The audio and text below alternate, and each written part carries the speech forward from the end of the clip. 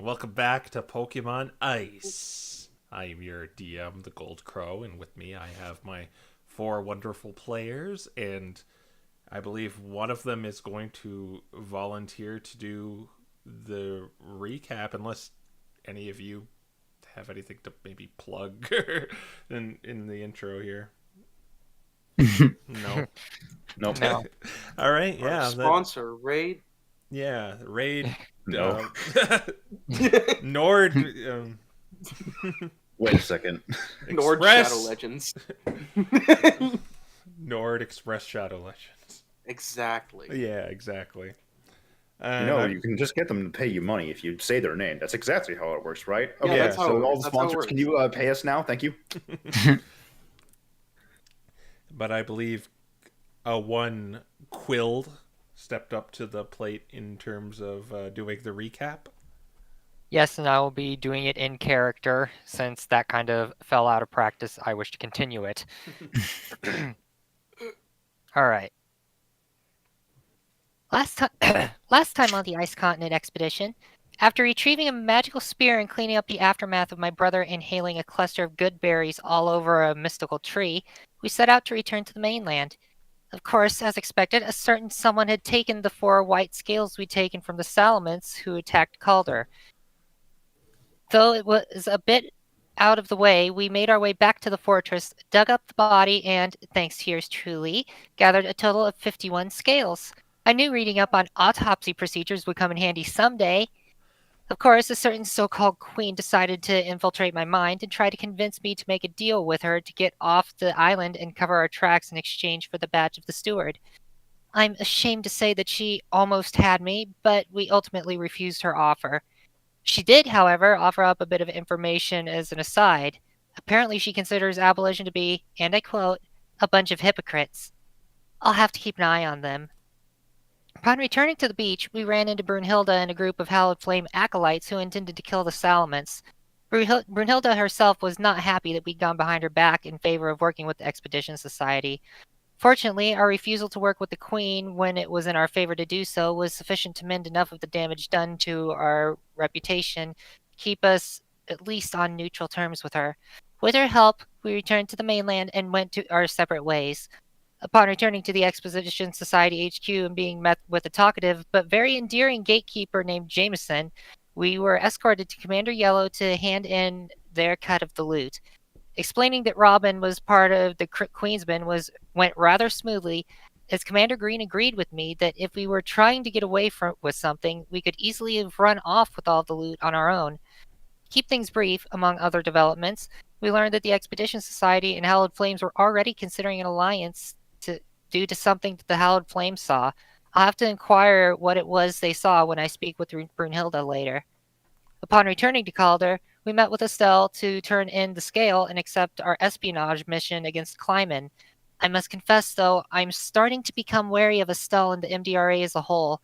I could learn so much from them, but they're also so secretive.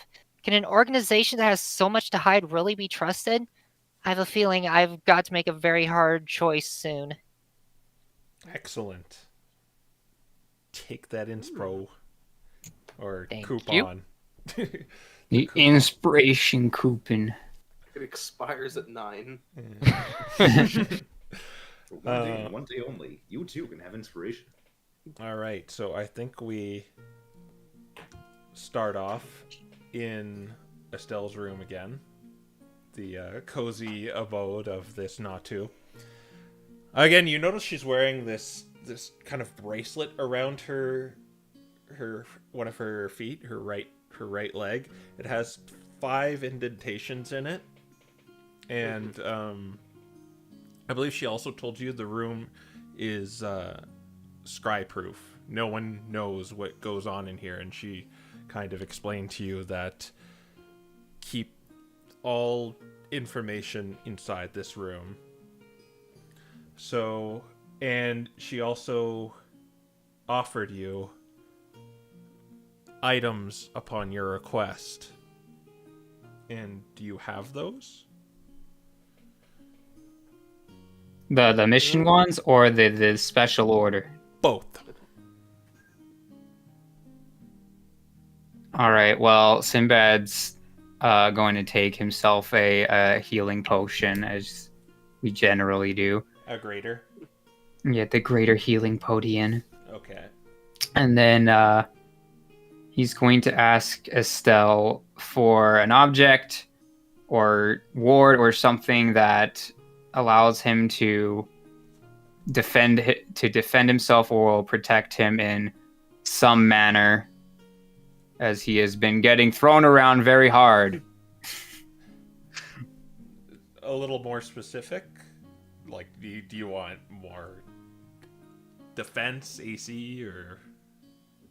I'm like, AC or a ward or something that I can dump sorcery points into or something. Either one, AC or Bree ward HP. Either one works. Okay, so something like your sisters.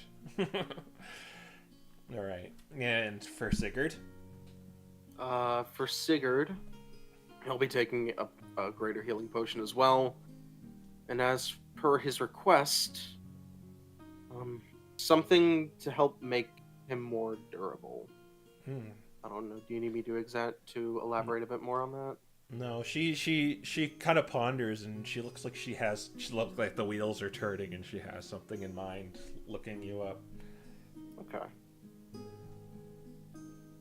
Got it. And Sabrina? Sabrina wants a scroll of invisibility, and she wants something that will get her some degree of access to spells that she does not have prepared. Okay. And Aiden.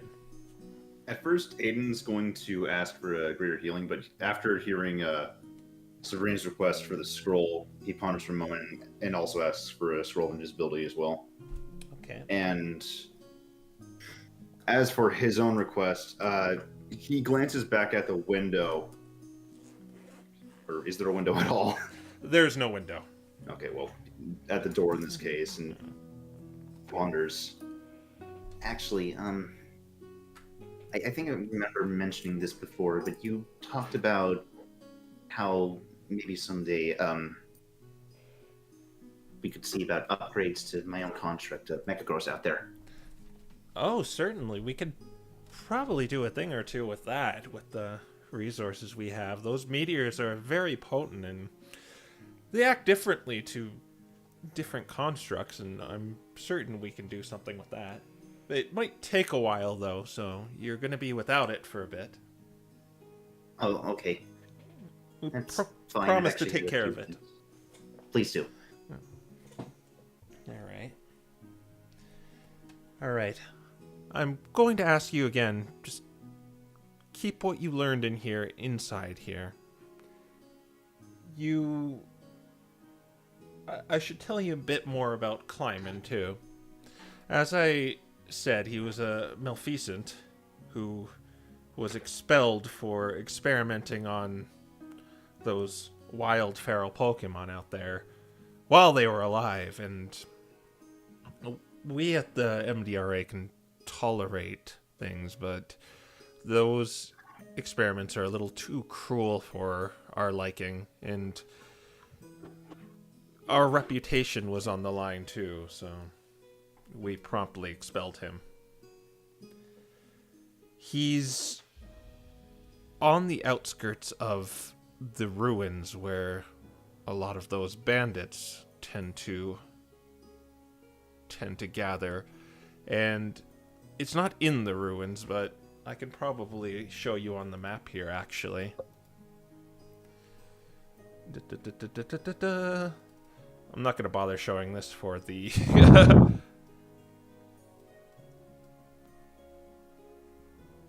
It's right around here.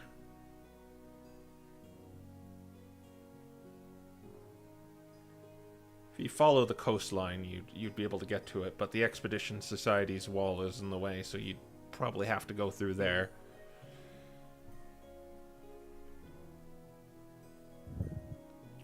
Doesn't seem the other it doesn't seem the other groups care much about him after he was expelled, since, well, This is only following a rumor, too.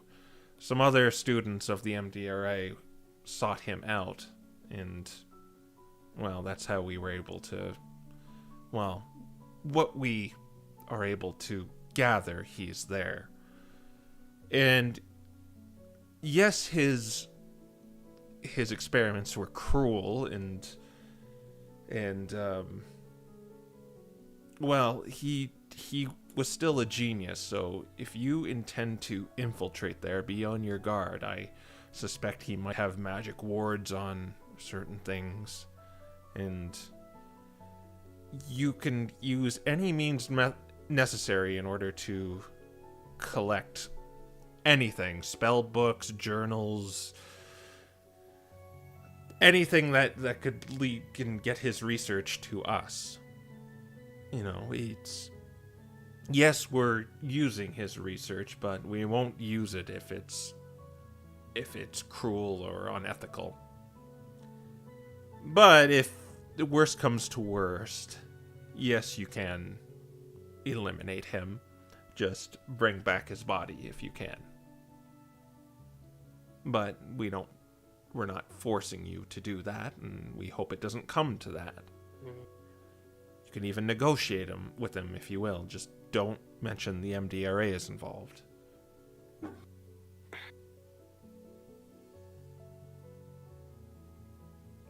Do you have any questions?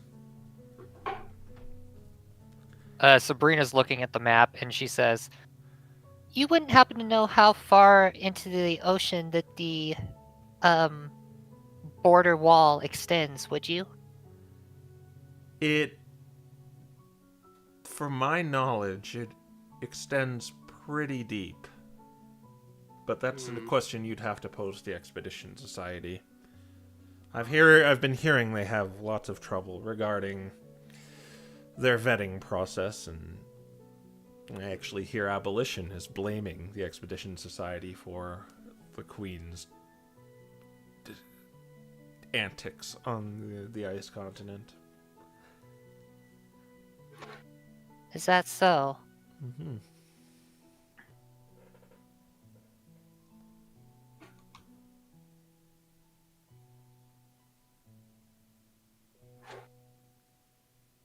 Well, no more questions then? Not that I can think of. Okay. Well, I'll take your request into consideration of what we can make for you. It shouldn't be ready for, give it 3 weeks, tops. But after what you did and that, dealing with that settlement, I suggest you all rest in Calder for the meantime. Try to leave in the next 2 weeks. You know, we've put it off for a while now, and it would be really helpful to us if we were able to get that research.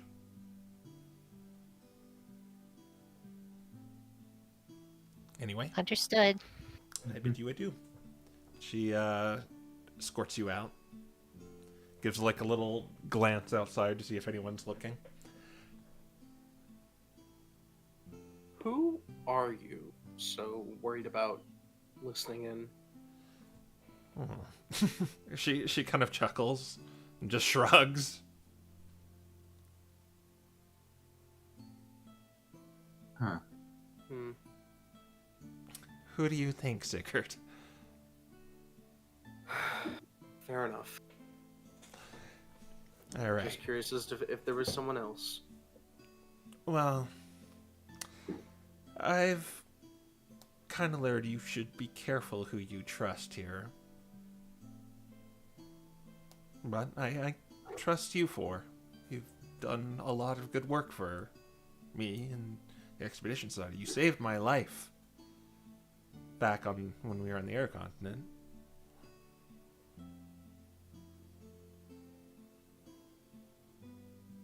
Well, hopefully we can save more. That's our goal. Indeed.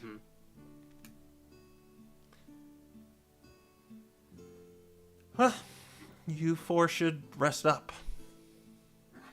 I'm counting on you to take on this mission. All right, we'll do that. You may be seeing a little bit more of me in the coming days. I was wondering if I could look at your spell book a little bit more before we head out. Oh, certainly. If you want to copy some of my spells, we could work out the same arrangement as we did before.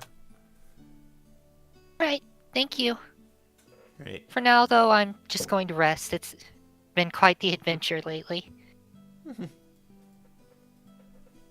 And she waves bye to you, and you go outside to the currently being rebuilt Calder.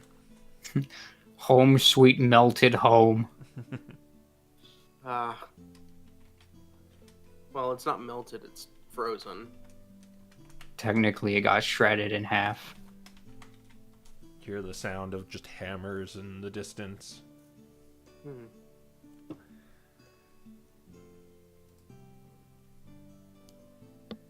And Sinbad's gonna be like, Sigurd, can you go get me a headband? I suppose so. Yeah, I suppose I can. I would ask the other one, except for I feel like that would be a bad idea. But... Oh.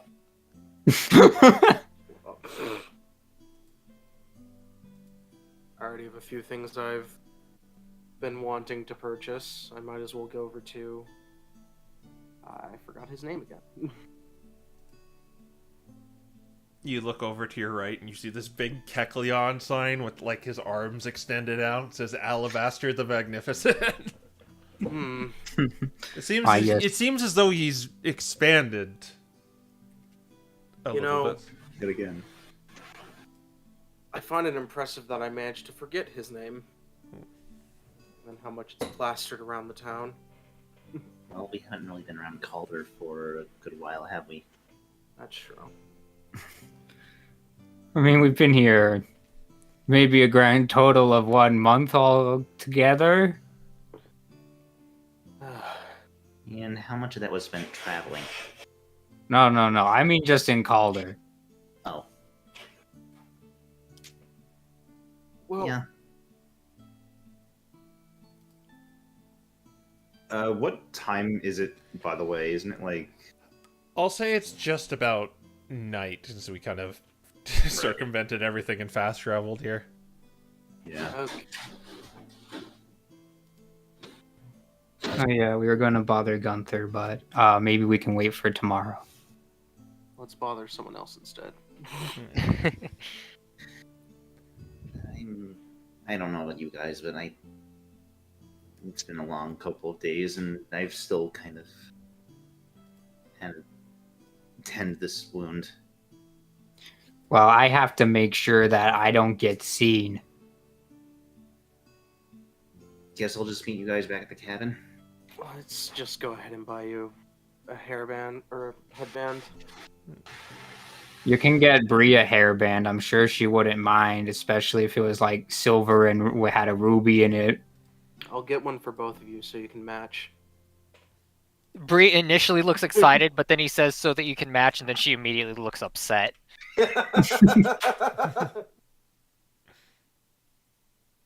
I'll go with the headband with a ruby in it.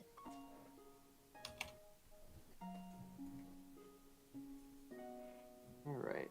Yeah, Sinbad kind of rolls his eyes and goes to the shack house, whatever is left of our apartment. It's relatively untouched, but it's just not as warm in there anymore. Right. All the heating's gone. I guess is there a tailor here at all, or looking around? Probably not. Okay. I mean, you could probably go get him like a winter hat from Gunther's shop where they're giving out the winter equipment. Right.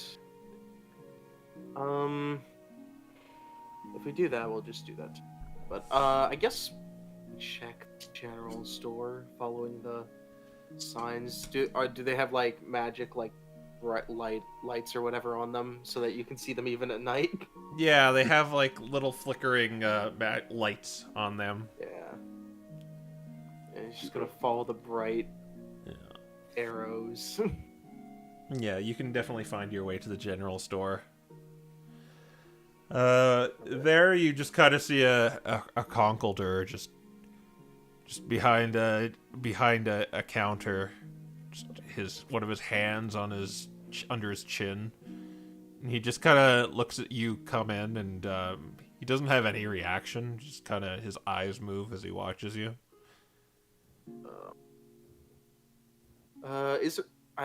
Right. This is just like a store where you kind of like tell them what they want and they get it from the back. Yeah. Okay. In that case, he'll just kind of walk up quietly. You have any headbands? Gives out a long sigh. What size? What is a Vulpix's size? kind of thinks, trying to like consider the dimensions. Who's it for? A Vulpix. I have them in green or like white, I think. I have one of those in the back. White'll do fine. Alright. He kind of lumbers back and just hear the boards creak as he walks back. You hear a bunch of rumbling from the back room. He just kind of slaps it on the table. Alright. It's a square bandana. And do you still have that shield? Oh, what shield? Or is this Alabaster's? No, it's not. Ugh, him. No, this isn't Alabaster's. This is General Store. Apologies. 1 silver for the bandana. I'll take... Alright, sure thing. Yeah. I'll plop down a silver. He just grabs it and pushes the cloth bandana over to you. Alright. Didn't realize the general store and Alabasters were 2 separate things. Yeah. Alright. Yeah, I don't think there's anything else that I need from a general store. No supplies or anything. Going to Alabaster's next. Yep. Figured everyone wants those magical doodads, and you don't appreciate the uses of ball bearings and caltrops.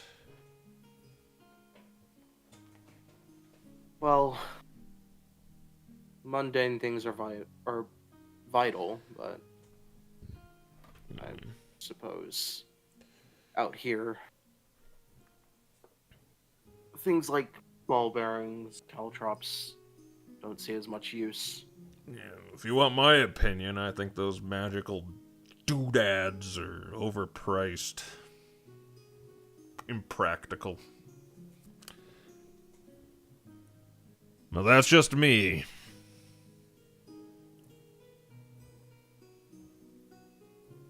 I think Sigurd's just gonna and walk out. Yeah.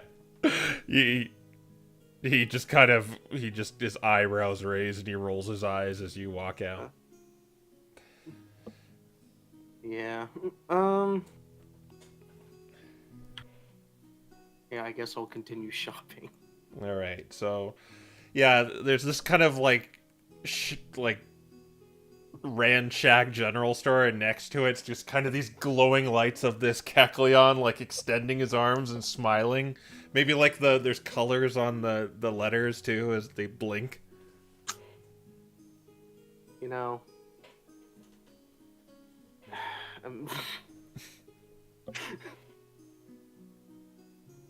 you know, Conqueror is probably right about a few things.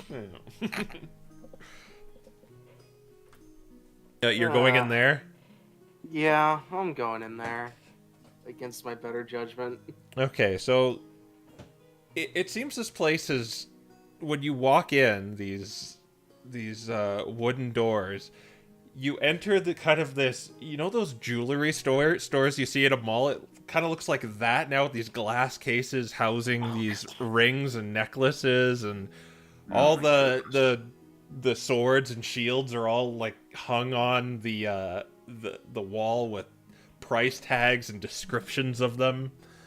I was And walking into please an tell equipment me. shop, not K. Please tell me that the hanging weapons are in like display cases. yeah, just like these black display cases with like purple cushions under them. And around you actually see employees now. Like you see a Squirtle wearing like he's wearing like the, you know, like me outfits in Smash Brothers where it's like, Yeah. it looks like a Kecleon and you just see like the Squirtle face poking out of the Oh. mouth. Oh no. Okay. And like that Squirtle like sees you immediately, and he waddles up to you in this very uncomfortable looking in suit and says, welcome to Alabaster the Magnificent. What can I do for you, sir? Please unionize. He's just gonna keep walking. Yeah, okay. So are you looking for anything in particular, or? Are there any shields in particular around? I know there used to be one. Oh, you were here earlier. You probably are mentioning this shield. Let me. He like grabs your hand and starts trying to drag you along. They're not putting any force in when he complies. He drags you along. Come over here. Past the ring. Oh, that ring might have your name on it, sir. And he points to this ring that kind of has a shield on it. It makes your hardiness go up, and if those spellcasters throw spells at you, it helps you with that too. But you're looking for a shield. You don't want that.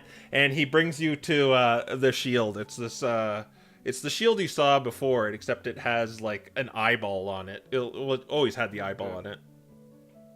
Yes, this will help you see things out there in the wild, and it's good to have a swivel on your head or an eyeball on your shield. Okay. Sigurd's gonna look it up and down, and he's also gonna look at the price tag. It's 1,000 gold. 1,000 gold.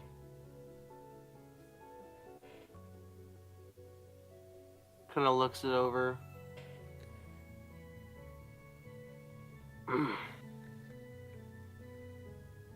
Is there any assurance that this is, well, authentic? Well, it comes from Alabaster the Magnificent, and you can bring it up with him. He kind of hit the jackpot lately with that dragon attack, so it's authentic.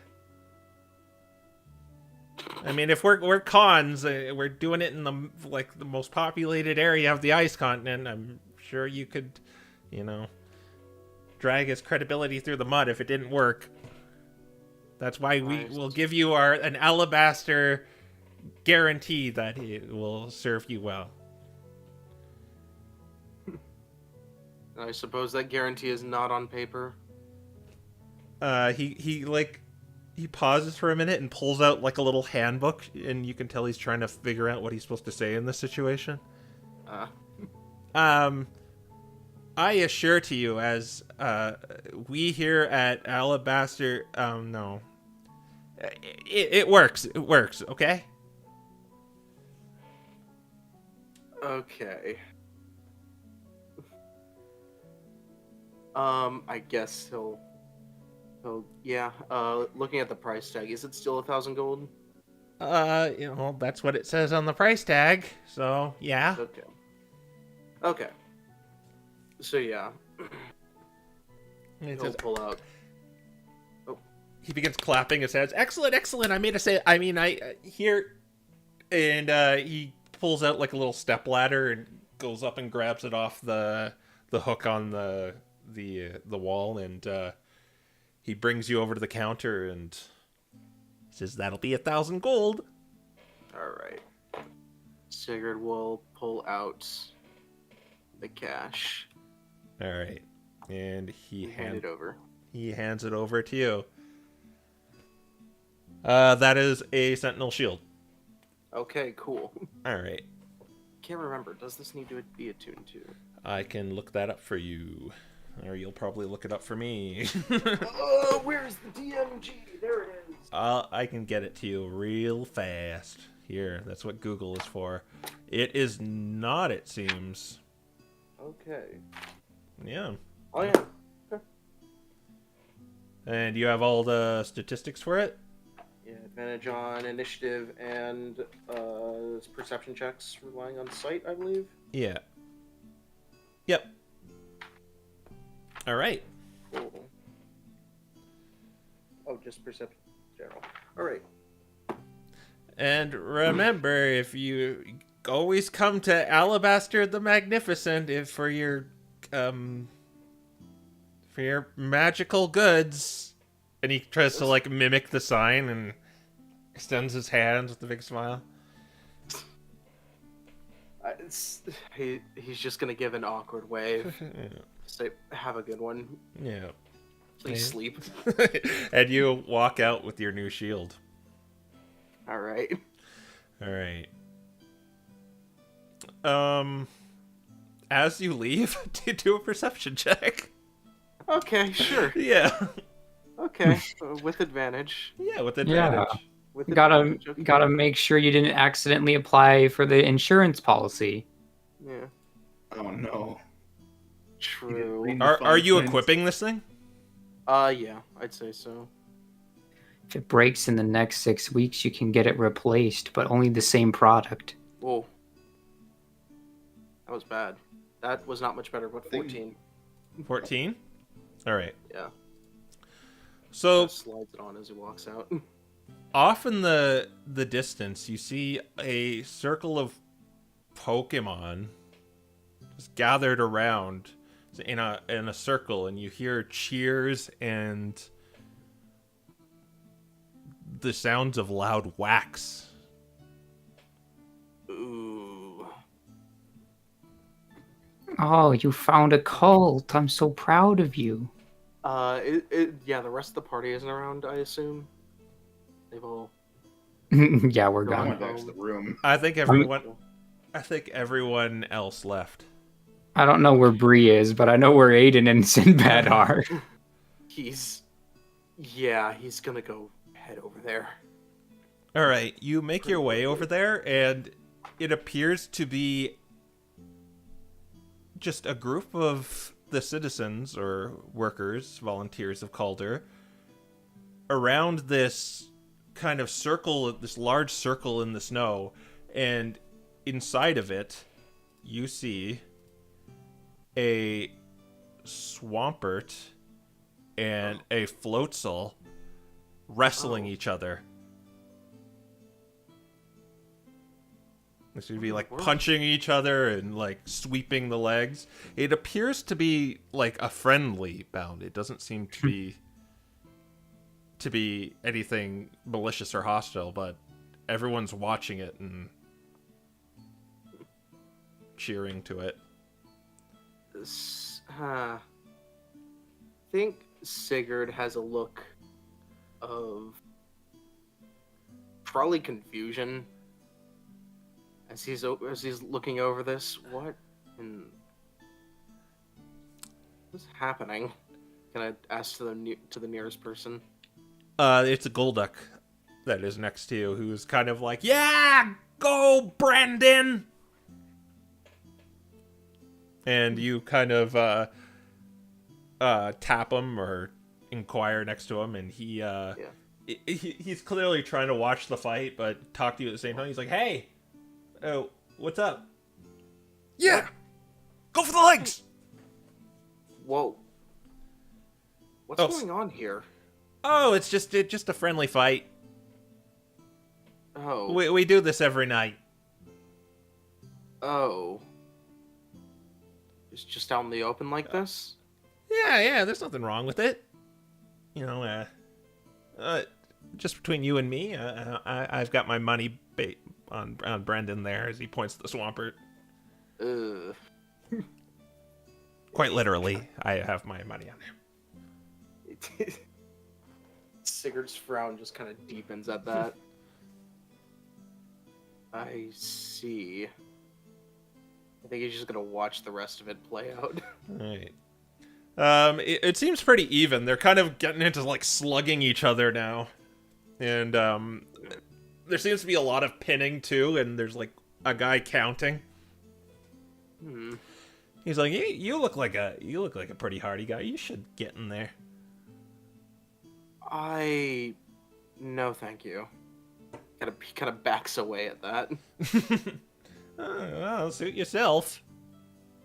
Until finally, there's like this. You hear this big like crash on the snow, and like the Swampert goes over the floatzel, and you hear 1, 2, 3, and then yeah. Well, nice meeting you. I'm gonna go collect my money. And he just kind of like scurries off. Yeah, Sigurd is gonna just kind of look at the whole scene with a bit of disdain and just go. Let's go back home. Yeah. As you go back, you just see like the floats will get up all like miserable looking and spit on the ground, and you head back to the room where I think the rest of your party is waiting for you. All right.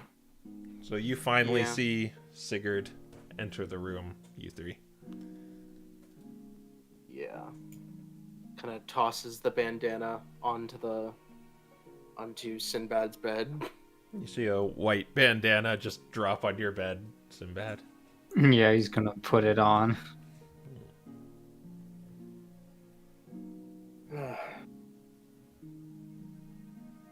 You okay? Still processing all of what happened on the island. Yeah, I can see that. More lively than I thought it'd be out there too. They're out there fighting. She puts she puts down her spell book and she kind of looks at you. She's like, fighting? For money. Oh, one of those. Yes.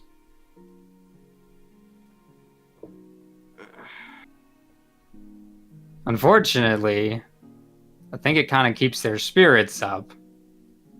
Would I have known about this since I've been here longer than the rest of the party? Yeah, you know they definitely get a little rowdy during the night. They do that to kind of let off some steam, because you know that most of the workers in Calder and on the dock, they don't really explore the island very much. So that's what they kind of do for entertainment after work.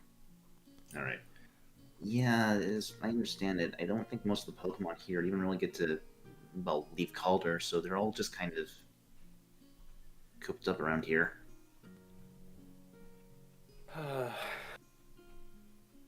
You'd think they could find something better to do than to punch each other, though. You'd think that with the state the town's on. Yeah, maybe they put some of that energy to rebuilding it, you'd think.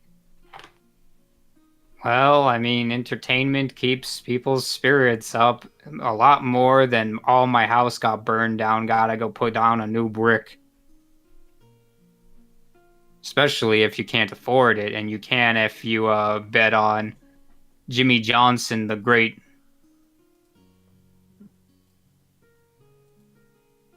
You know, I don't get why they're betting money on each other. That's the part that I never understood. I mean, that's kind of just explaining it's like just wrestling for the most part. So Yeah, I'm sure that if they wanted to, they could make a whole like establishment of it and like write newspapers about these things and build themselves an arena if they really wanted tourism. I don't think this town's getting much tourism. I mean, it's not supposed to. Regardless, I'm going to bed. Yeah. You doff your armor, and it's pretty cold in here. Mm.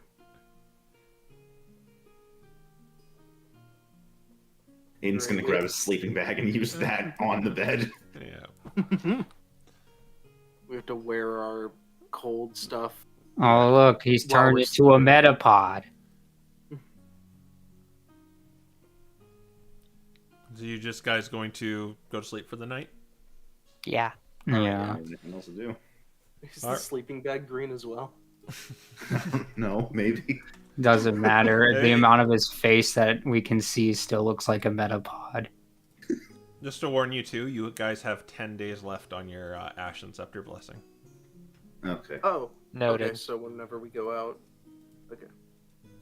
In 2 weeks, that will be negative It's gonna be 4 gone. days. True. We'll have to make a pit stop to see Loki. Yeah, because that's not out of the way at all. All right, so you go to sleep for the night. It is a lot chillier than you remember in here. But if you guys are using your cold weather gear, you're still kind of sheltered. It's just you can see your breath kind of while you're sleeping. That's my favorite way to sleep. Seeps through the sleeping bag, but it's a comfortable rest. I mean, I'm sure that there's like steam coming off of Sinbad and Bree. Yeah. But you wake up the next day, get the benefits of a long rest. And what is your guys' plan of attack? I think I have to go through each of you, don't I? Yeah, there's a lot. So, Sigurd, what do you plan to do? Or actually, we just did you, so let's go to Sinbad. What do you wish to do?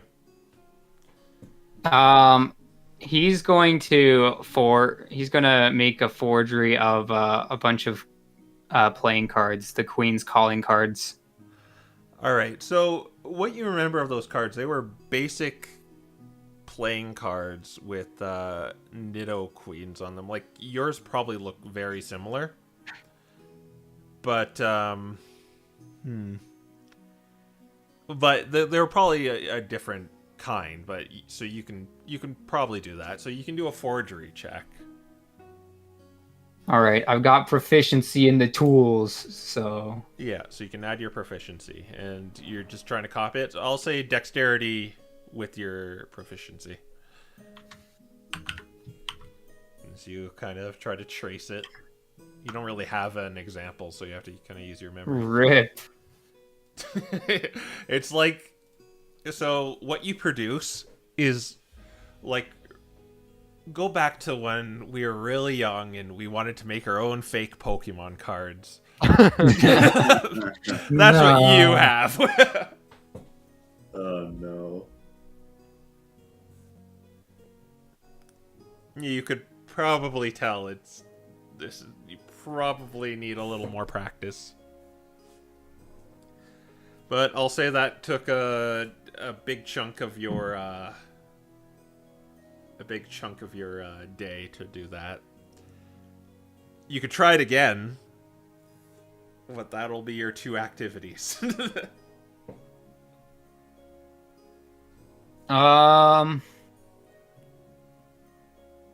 Yeah, screw it. It's like having advantage, right? Yeah. Natural 1, it gets my worse. gosh. It I got tore even a hole through it. Yeah, it got even worse. The ink is just kind of on the other side of the cardstock, and he smudged the face of the Nidoqueen on it. Sabrina, what are you doing? Sabrina is going to go visit Estelle again and see if she can get some more spells put into her spell book. Okay, so you go to her room, and you told her you were going to do this, so she obliges. And this is basically just copying, just at half price and half the time. Mm-hmm. So what do you want from her? I can't remember exactly what she had in her spell book. I do remember that counterspell was in there, and that's primarily the one that Bree probably wants. What is... you can cast a maximum of a level 3 spell, right? Yes. Alright, so she has... Level 1 spell, she has Detect Magic, Mage Armor, Magic Missile, Shield. Level 2, she has Misty Step and Suggestion. And level 3, she has Counterspell, Fireball, Fly. And Yeah, she's just going to go for counterspell then. Alright, so that will be... So it's usually 150. So it'll be put down to 75.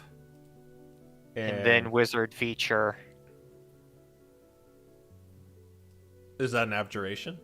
Yeah. Oh, Yeah. okay. Then, yeah, you make it even faster. And the... And it have to cost again, so... So, quarter. So, yeah, it's 37.5. alright. And it would I'll take... just round up to 38. And it would take 7 days, but that would be half to 3.5, and then halved again. Mm-hmm. So it'd be like 1.75. So it'd be like a day and a half to do this. Okay. Okay, so you're gonna spend the whole day here, kind of, Mm-hmm. and then you'll kind of bleed over into the next day, and you'll be done. So you can do kind of one more activity. All right, we'll go. Okay. We'll go All right. to Aiden while Sabrina does All right. that. I've got 2 things planned for today. I've got a bit of a shopping list, and I want to go check on Dad. All right, so you're gonna shop first. Mhm. All right. So most of this is at the general store, right? Yep. You go back into the same looking apathetic Calder and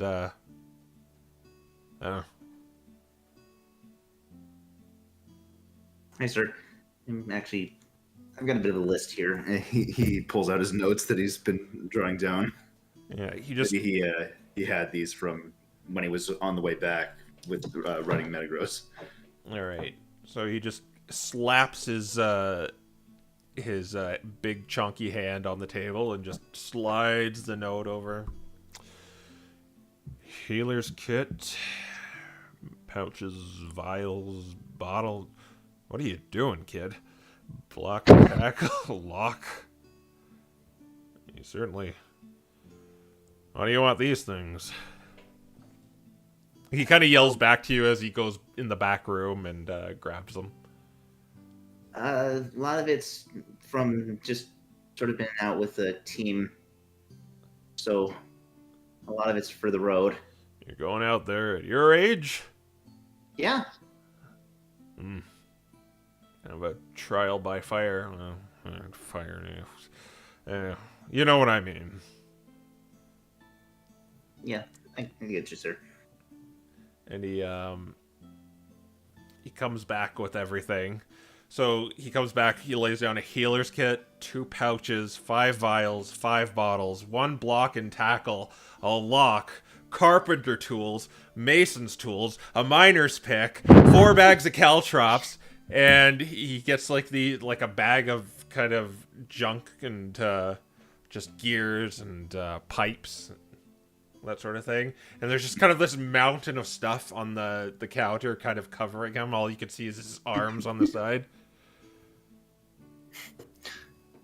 And he said no one appreciated mundane objects. Yeah.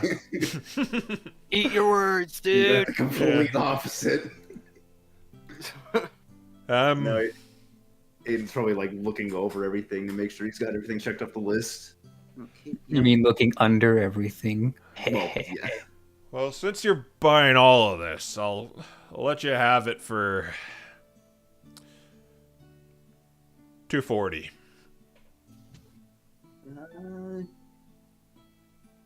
All right.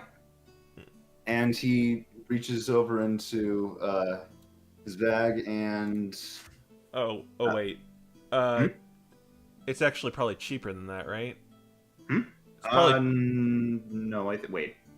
because I think you got the other things. Oh, I must have combined all this. Hold up. 10, 20, 30, 40, 50. It looks to be around the range of like 60 or 70. He'll give it to you for... I like you, kid. Give it to you for 50. Oh, wow. Thank you, sir. Yeah, I feel very underappreciated. Let's just say that. You don't seem to be buying anything too extravagant, so... And Aiden will hand over that 50 gold. Alright. Please, come again, by all means. He gathers up everything, starts trying to sort it away before Yeah. just deciding maybe, we'll just shove it all in the backpack for now and figure that out in a bit. So now you're just kind of clanking like Sigurd as you carry all these like bottles and metal parts and Got oil flasks. yeah. All right, it was not that much time to get all this stuff. So is there anything else you want to do? At this point, I'm gonna head over towards just the forge and All right. checking on Dad. So you make your way down through Calder, and you see the town is back to work. It seems to be getting progressively better. Like the pipes are actually connecting now, where the slugma went through. Mm-hmm. You see various Pokemon on the roofs fixing them up. And on the dock, things seem to have gotten. It seems a little more better than Calder. It seems like some of the buildings are fully operational again. Your dad's forge included, and you walk through the wooden doors of the forge, and he's not in the front room, but you reckon he's probably in the forge proper. Mm-hmm. And you go around the counter to the back, and you see him in there, kind of hammering on an anvil. Ching, ching.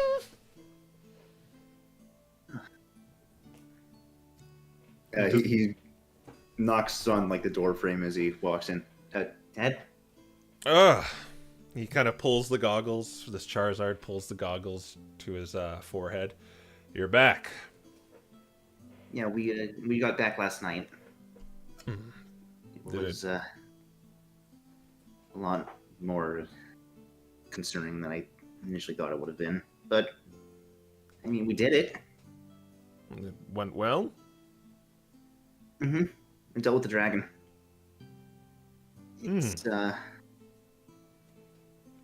we ended up having to kill it, but, I mean, we all know what kind of damage it was doing to the town, so... You were okay with that? I feel like there's a lot of discussion going on between everyone, and myself personally, I don't know, I guess with the Pokemon, they're just dungeon Pokemon, right? Oh. I'm just a blacksmith, son. I don't really... All I know is, while we're here, we have to fight to survive. I don't think we should go around annihilating them, but... There's no right or wrong answer to it, in my opinion. I'm not quite sure how I feel about the Hallowed Flames being so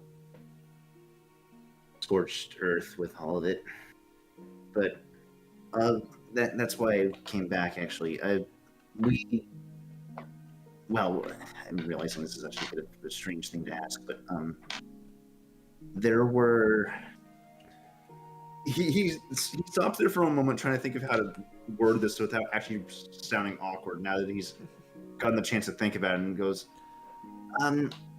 so let's say that maybe there were a lot of loose scales after that fight, and, well, we have a lot of them. Do you think there's anything we could end up doing with that? Oh. Yes, definitely. I've heard of Pokemon getting large like that inside Mystery Dungeons, and all sorts of peculiar things happening to them, and I've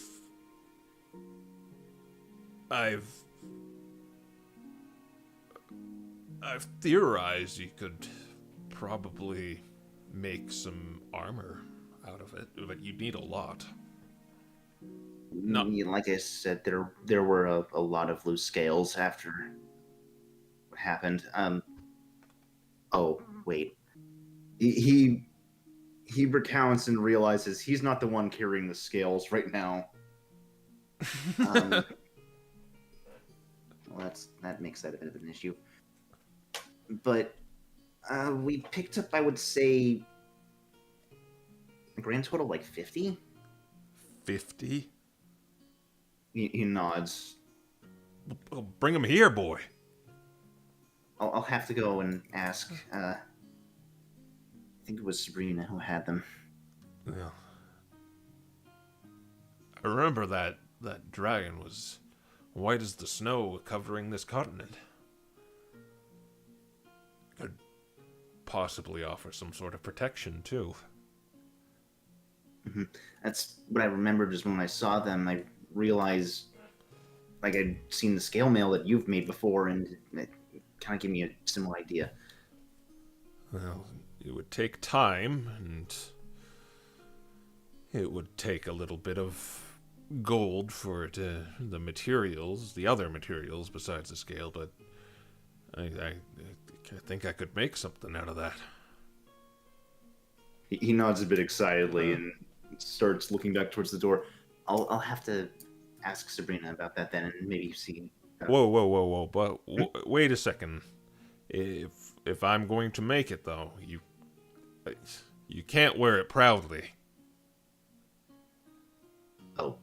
With, after Brunhilde came here and kind of put me in a tough spot regarding those meteors, you have to wear it discreetly.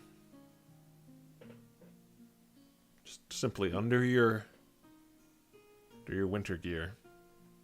That's all I'm saying. Right, I just realized that's probably... I imagine abolition wouldn't be too keen if they... But it can just be between us, and he kind of winks at you. He smiles at that and is now looking pretty eagerly over towards the door. Yeah. So I guess I'll see about grabbing those and then bring those back, and maybe you can, in the meanwhile, try to figure out how much I'll have to pay you for that. Yeah, certainly. He's got a pretty big grin on his face now as he's looking towards the door to leave at this point, since that was really all he had to ask. All right. Now, is that all you wanted to do for today? I don't imagine there's much else I can really do right now. Is there? Okay. Like, I don't know how much I have left.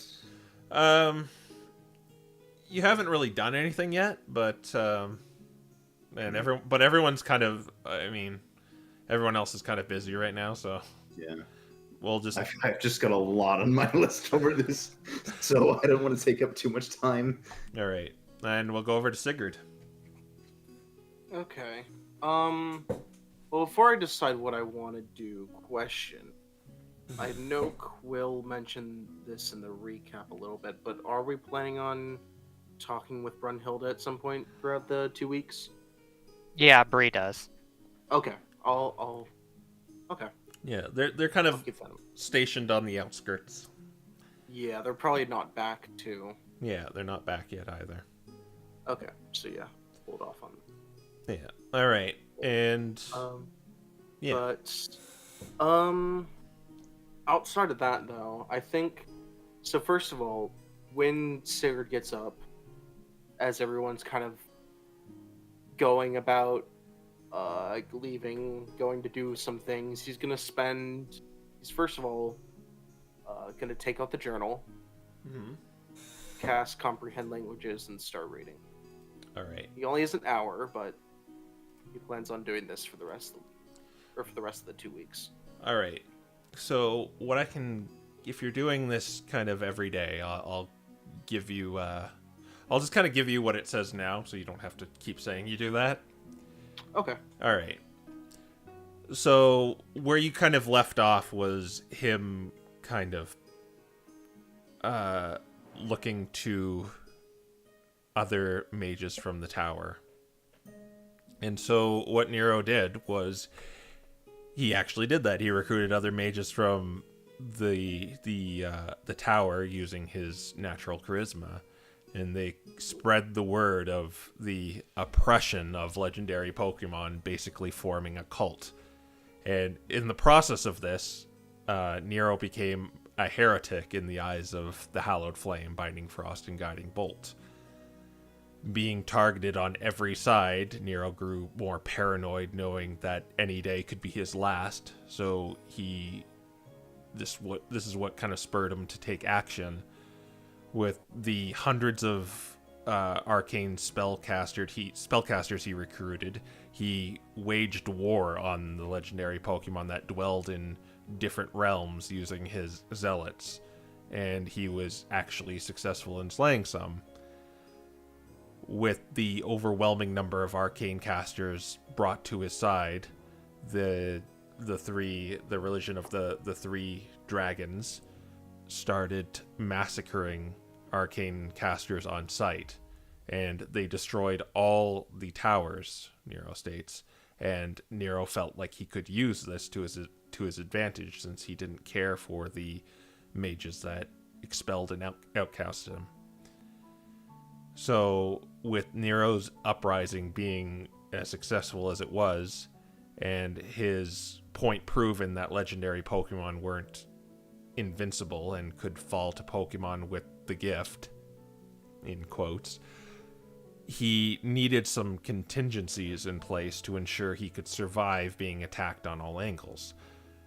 Since the mages that expelled him were being scoured by the three religions, he could move freely between the planes of the legendary Pokemon where they dwelled, and nobody would interfere, since the only one who had access there were the mages. There he states he would put contingencies in place in case he fell, so he further honed his craft and dabbled in forbidden magic that could manipulate time. And that's as far as you get there. Okay. Okay.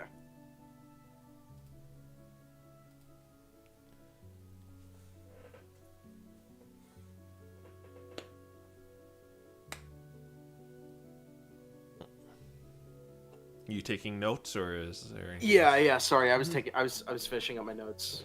Okay. I'll probably read that. Yeah. But okay, so yeah, after doing that, probably once a week or once a day. Yeah. You know what? Yeah. Sigurd is gonna go out and see if he can find any sort of, like, I guess, central force in the rebuilding effort. Okay, it's kind of sporadic around Calder, but give me a perception check with advantage because of your shield. True. That is not the right thing I meant to copy. That is me copying from. Is the shield gonna figure it out, or is the Sigurd gonna figure it out? Is there a difference? Ooh. Sigurd figured it out, and the shield figured it out. Both. Yeah, you see a Feraligatr with a hard hat just kind of directing people left and right. He's up there, get that, you know. Okay. Pouring his arms out. Okay. Sigurd would approach. Actually, if you don't mind, because I forgot to mention this, he puts the chainmail on rather than adamantine armor, and is going to leave that at home for the time being. Okay. Yeah, sure. You can just kind of leave that in your little dwelling as you walk by Sinbad trying to make cards. He's like, does this look accurate? All right. Yeah, and card's a card. you walk up to this Feraligatr, and he's like, "Hey." Greetings. You look like you're in charge around here. That I am. Perfect. Gonna stretches. Yeah. What needs doing? Oh, we need to fixate those pipes to each of those houses. Are you saying you want to work for us? It's better than standing around here doing nothing. Yeah, it's good on you. I gotta warn you, you're not gonna get paid for it, but it helps Calder. That's fine by me. Well, you seem like a pretty big guy. You can help them lift that pipe over there. You see like a bunch of Pokemon trying to lift this giant pipe up. Okay. And the roofs need some working on. What's your name? My name is Frederick, by the way. Okay. Frederick the Feraligatr.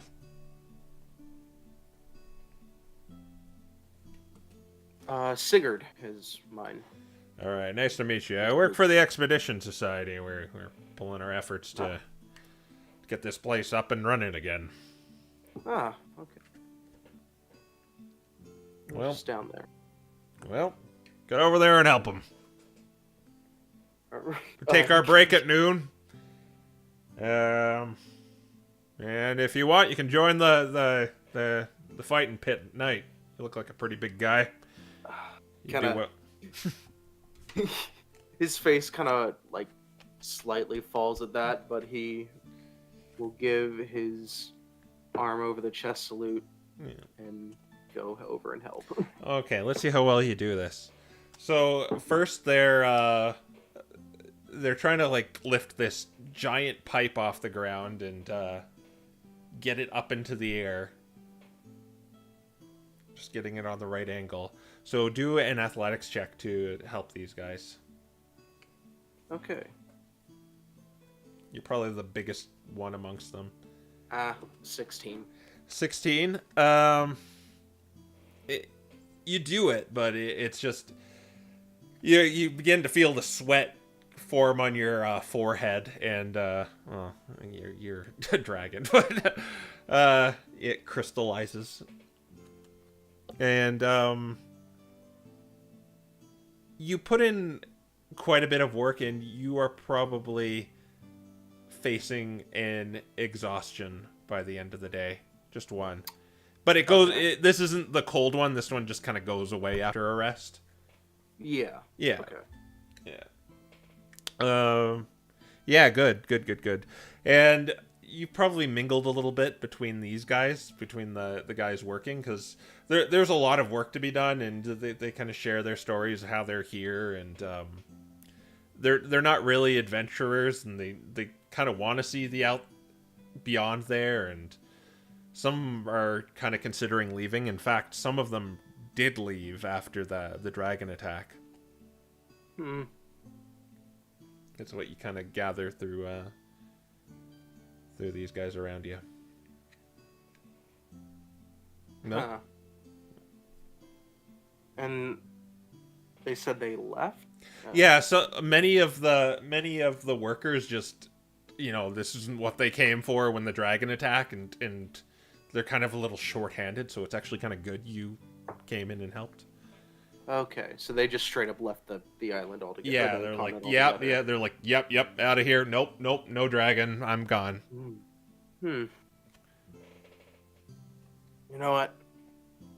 Honestly, more power to them. Yeah. If they were more sensible, I'd probably do the same. A lot of us would, but you're probably talking to this. You're probably talking to Frederick again. Yeah. He's like, yeah, some people just think their life isn't worth it, but I've heard about the things going on here, and well, different strokes for different folks.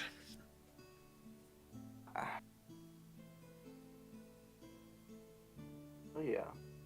Are you here for any reason? Mostly to get away. This is the perfect place to get away. No one will find you here. I'm not worried about anyone trying to look for me. I'm mostly just following my own failures. One moment. With that, we'll probably go to day 2. If you can hear me, Sigurd, your exhaustion goes away. But Sorry. yeah, did you want to talk with them some more? No. Okay, yeah. Well, so yeah, we'll go to the next day. Your exhaustion goes away. It kind of shows your work as you wake up, kind of feel a little more rejuvenated after that. I think Sabrina heads right out back to Estelle to learn more. So you have 2 choices here. You could forego doing anything and wait for her, or you guys can do something in the morning while she does her thing. Well, I want to actually see about grabbing the scales off her before she leaves. Yeah. Oh yeah, she'll give it to him. All right. Yeah. If I'm just gonna try again with this beautiful card making business okay. until Bree comes back at the very least. Then I might do something else. All right. 13. Nice. You can tell it's still not perfect. Yeah. Yeah. With this one, it's just kind of like little imperfections, but it might fool someone who's dumb, but it's probably not the one you're looking for. So if we run into snot, this will Yeah. probably work. Yeah. Exactly. Okay. Would Sabrina have mentioned wanting to meet with Estelle at some point? Estelle or Or Brunhilde? not Estelle, not Brunhilde, my bad. Yeah, she probably mentioned that she plans on talking to Brunhilde after she's done working with Estelle. Oh, okay, so literally today. Okay. Yeah.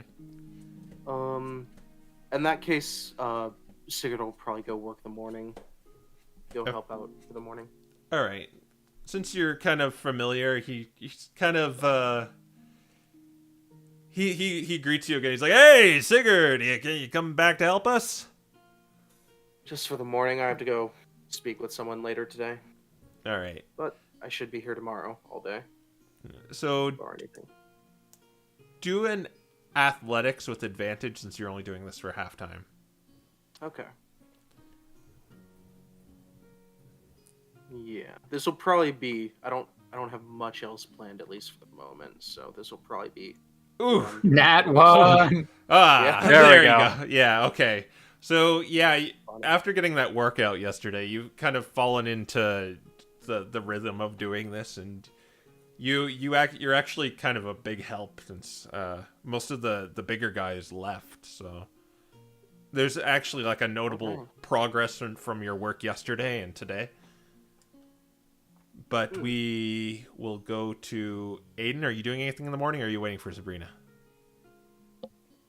Since I've got the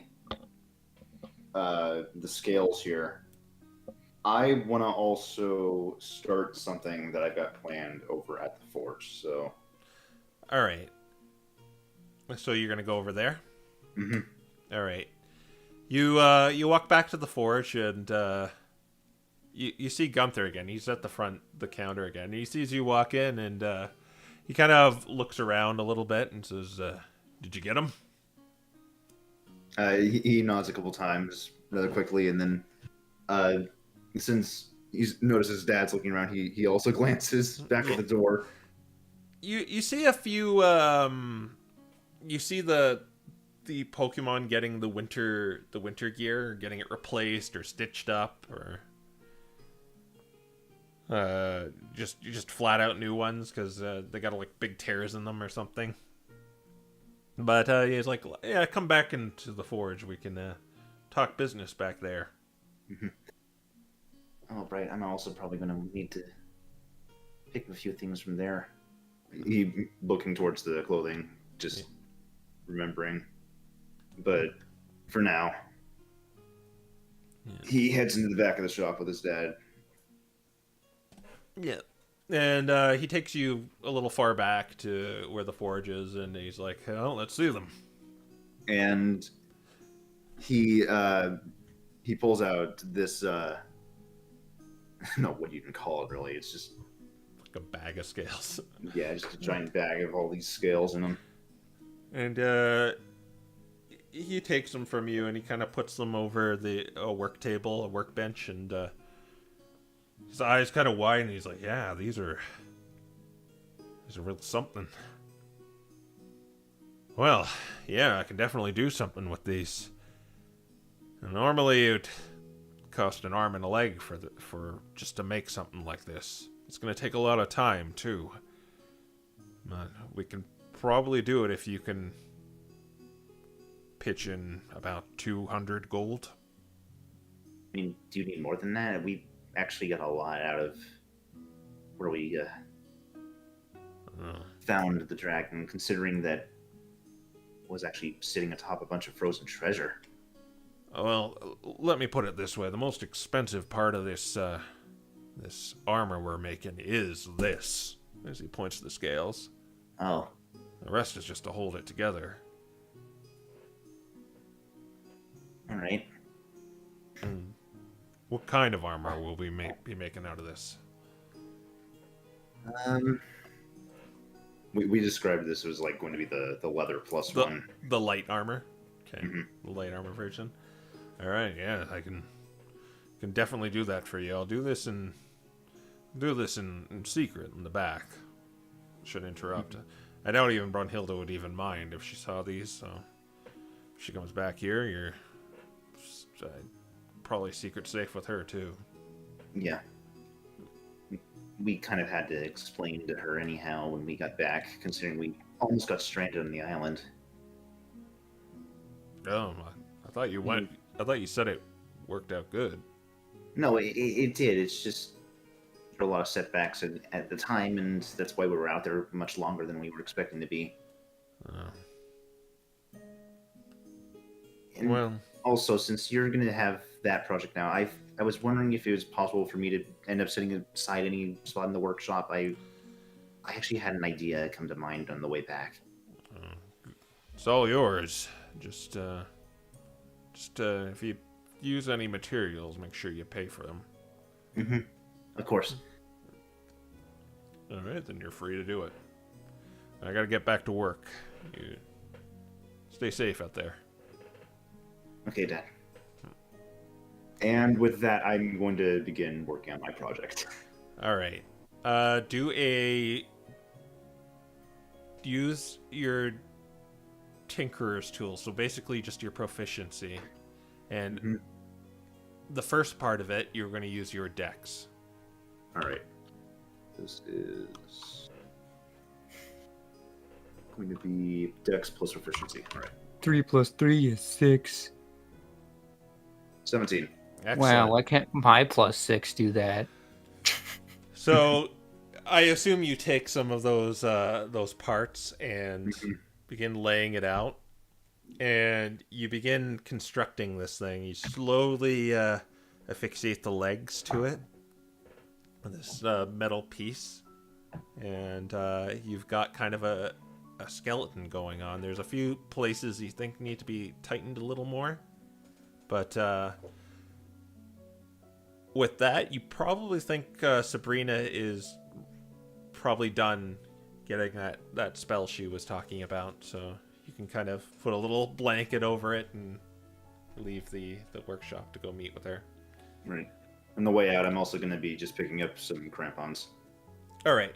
That will be, unless you already have it on you. It's 50 gold. Yeah, 50 gold. Excellent. So yeah, you go over to the left and grab the crampons, and I believe you guys all reconvene together. Well, Sabrina's got a few things she needs to do over to Stell's place. Okay, yeah, you could talk to her while you're kind of comparing magical notes with each other. So I guess while she's sitting there, I guess at this point, she's just like finishing up her work. She's going to say, Estelle, I know you said that you were still working out some of the details in that alliance, but I need to know. I don't need to know who it is, I just need to know who it isn't. It's not the Queen, is it? What makes you say that? Of course it isn't. Well, I just need to make sure. I've got someone I need to talk to, and being in a place that no one can hear what's being talked about would be very advantageous for me. Yeah. I'll, I'll let you in on it depending how it goes, but by the time you get back, we'll have more information to tell you about this alliance because there's possibly something you could do to help it. Well, we'll see what happens. I'm a bit paranoid right now after what I've been through. I hope you can understand, but you don't mind if I talk to someone while I'm here, do you? As long as it isn't about what goes on in this room, Oh no, it has nothing to do with that. yeah, that's fine. It sounds like you think I think less of you because you interact with the hallowed flames. Well, not necessarily. It's just, well, there's a lot of bad blood between the Hallowed Flames and, Pokemon like us who take a great interest in arcane casting. Yeah, I'm like, I won't lie, I don't like them, but you can use them to our advantage sometimes if you're like, you get rid of that. I know you like it, but yeah, that coloration you currently have, you could ask them to get rid of it for you. Well, I could get rid of it myself. I happen to figure out that bit of magic, but I'd rather be on good terms with the Hallowed Flames. I've got a friend that's with them, so... Yeah, and to tell you, the MDRA feels that way too. We don't want to get on their bad side, which is why we do things in secret. Well, doing things in secret like that kind of implies you're hiding something from them. Something that they wouldn't like. It seems like anything we do stokes their ire. And She just kind of sighs and says, Yeah. I'm hoping that by working with them, I can show them that they really don't have to worry about arcane casters. We can work with them just as well as Nero worked against them. Like, primary principles of the MDR is we study and carefully teach arcane magic and learn to harness the power of the cosmos. That's why we're so interested in the rock. Well, they think that as you know, they think that the meteorite is something that needs to be destroyed, and they also want to destroy the Mage Tower, if I'm understanding correctly. I just don't want it to come to that. You should know there is no such thing as evil magic. It's just some misuse magic for evil purposes. Oh, I am keenly aware of that. I just hope that by working with them, they can see that that is the case, and hopefully by the time we get to the point where everyone's starting to reach out into that part of the continent, they'll have reconsidered. And you're very wise thinking so. It's just those who don't practice these arts rarely grasp such a nuance like that. I know. It's going to be an uphill battle, but it's one I'm willing to try to fight. And you and your brother are... Well, let me tell you, if you are able to ever cast a 5th level spell, we could induct you in the MDRA, and we can give you one of these as commemoration as she lifts up her one of her feet. She looks at it, and I'm assuming she wouldn't know what this thing is. No, you wouldn't. Okay. I noticed that. What is it? Well, it's given to MDRA members who are able to cast a spell in the 5th circle. It's sort of an identification, but it also holds up to a 5th level spell in it. Or, like, 5 level 1 spell, or 5 spells in the 1st circle. Oh, that's definitely something useful. That would really come in handy for me. Yeah, well, if you or your brother ever are able to cast one of those spells, just talk to us. I'm hoping to be able to cast up into the 7th and 8th circle someday. Oh, that's very ambitious of you. Well, I have my reasons. The only the Grand Masters are able to do that right now. Yeah, I know. In fact, I think Grandmaster Ryozan is coming in order to oversee this alliance we're brokering. Oh, really? Yeah. He's very wise. You should, you learn a lot meeting him. Well, I hope I get the opportunity to. Hopefully with his wisdom, he'd be able to figure out some way to expedite some sort of cooperation between, well, everyone here. Give an insight check. Alright. I'm sure this will go splendidly. Man, if only you had a shield with an eyeball on it. That's Well, perception, only for not insight. perception. 16. Oh. She nods at that, but she kind of her expression kind of reads of one of don't get your hopes up. Bree picks up on that and she just kind of goes, I know, wishful thinking. Yeah. But we will be able to make strides in order to reclaiming that tower. Alright. Just know that I'm already planning on trying to work with the Hallowed Flame to soften them a bit on their stance. So hopefully nothing too aggressive will be said.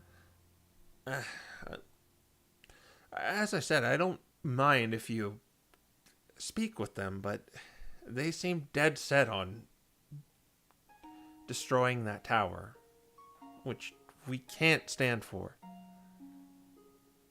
Well, personally, I don't care so much about the tower. I care about what's in it.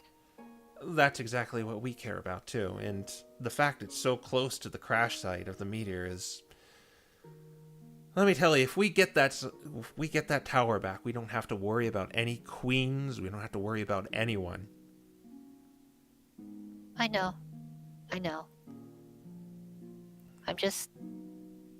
I have plans.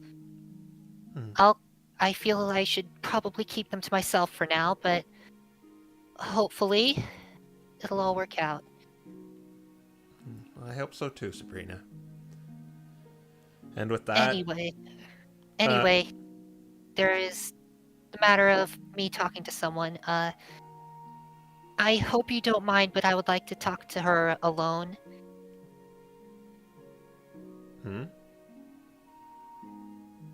was that Estelle or Crow?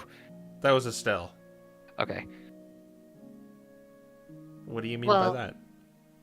Well, I mean, I'd like to make use of this space here that no one can scry in, and I'd like to speak with her alone. So, do you mind? And she just kind of makes a gesture like, "Could you leave?" Who are you talking to in here? Someone that I am rather concerned that the Queen would end up finding out about her. But look, if you're gonna stay here, just don't tell anyone, okay? Not even other members of the MDRA. This is between us. Well, if you want privacy... She kind of rummages through her belongings. Don't tell anyone I gave this to you. and she gives this small square. It's kind of this metal square with a kind of greenish purple transparent center. Put this over your door. And it won't let anyone listen in on you. It's the only other one I got, and it can only work in a radius size of this room, so. But it has to be affixed to a door. Got it. Okay.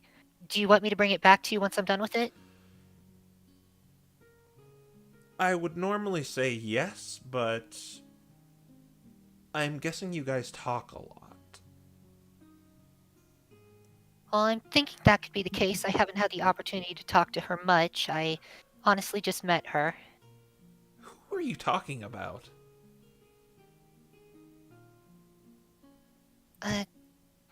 She sighs. And takes out her spell book that she found in Spellbook Cave Book, and says, I unlocked the lock on this spellbook and met a Delphox named Teomesia. Where did you get that? I found it in a cave.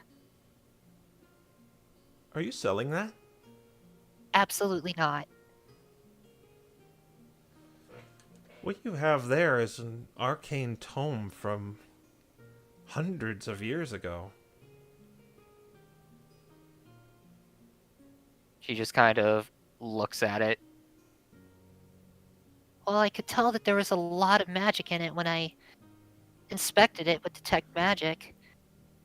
I guess it makes sense that it would be something from ages past, especially with how frozen in a block of ice it was. Can I see it? She looks really hesitant, but eventually she just kind of slowly hands it over. She kind of looks over it. Turning it backwards, forward, looks down the spine. You sure you... She still hesitantly hands it over to you. Are you sure you don't want to... I could pay you 10,000, 20,000? No. I can tell this Teomesia is very powerful, and I could probably learn more from her than, well, pretty much anyone else. Assuming, of course, she's willing to teach me anything. As I said, I don't really know a whole lot about her. Well, if you ever reconsider, we'll definitely take that tome off you if you want to part ways with it ever. I'll keep that in mind. But, thank you for giving me this, She looks over the greenish purple thing and says, what do you call this? Oh, it's just a simple ward. She kind of like, she phases out staring at the book for a little bit. mm-hmm. Yeah, you just fix it to your door and no one will hear what goes on. Alright. Well, I'd better get to doing that then. Thank you so much. Yeah. Thank you, Sabrina. You're welcome. And then she's gonna leave. Okay. At this point, you kind of see everyone waiting outside for you. Okay. Hi guys, I didn't keep you waiting too long, did I? Not really. Wow. Not particularly. I mean, I could have maybe started drawing again, except for that's been a real successful. Have you considered just purchasing a normal pack of cards? But then I would have a pack of cards missing one or two cards in it. What have you been drawing anyway? I've been trying to make fake calling cards. So Bree if Bree gives him a look and says, Are you sure you want to have something that looks exactly like one of the Queen's calling cards on you? We're going to the ruins. If it can allow us to get by without suspicion, just as much as the Queen has gotten by without suspicion from the Expedition Society, the risk might be worth it. I suppose, but don't you think you're going to get a lot of looks once we try to get past border security? He shrugs. The Expedition Society has been having a great job with security. It'll take Yellow some time before he starts getting anything secure in there. Yeah, but there were mentions about what? More screening? I'm like, screen away. He kind of like waves his hand in front of his face. I mean, I guess you could always just keep the extra cards in the card deck.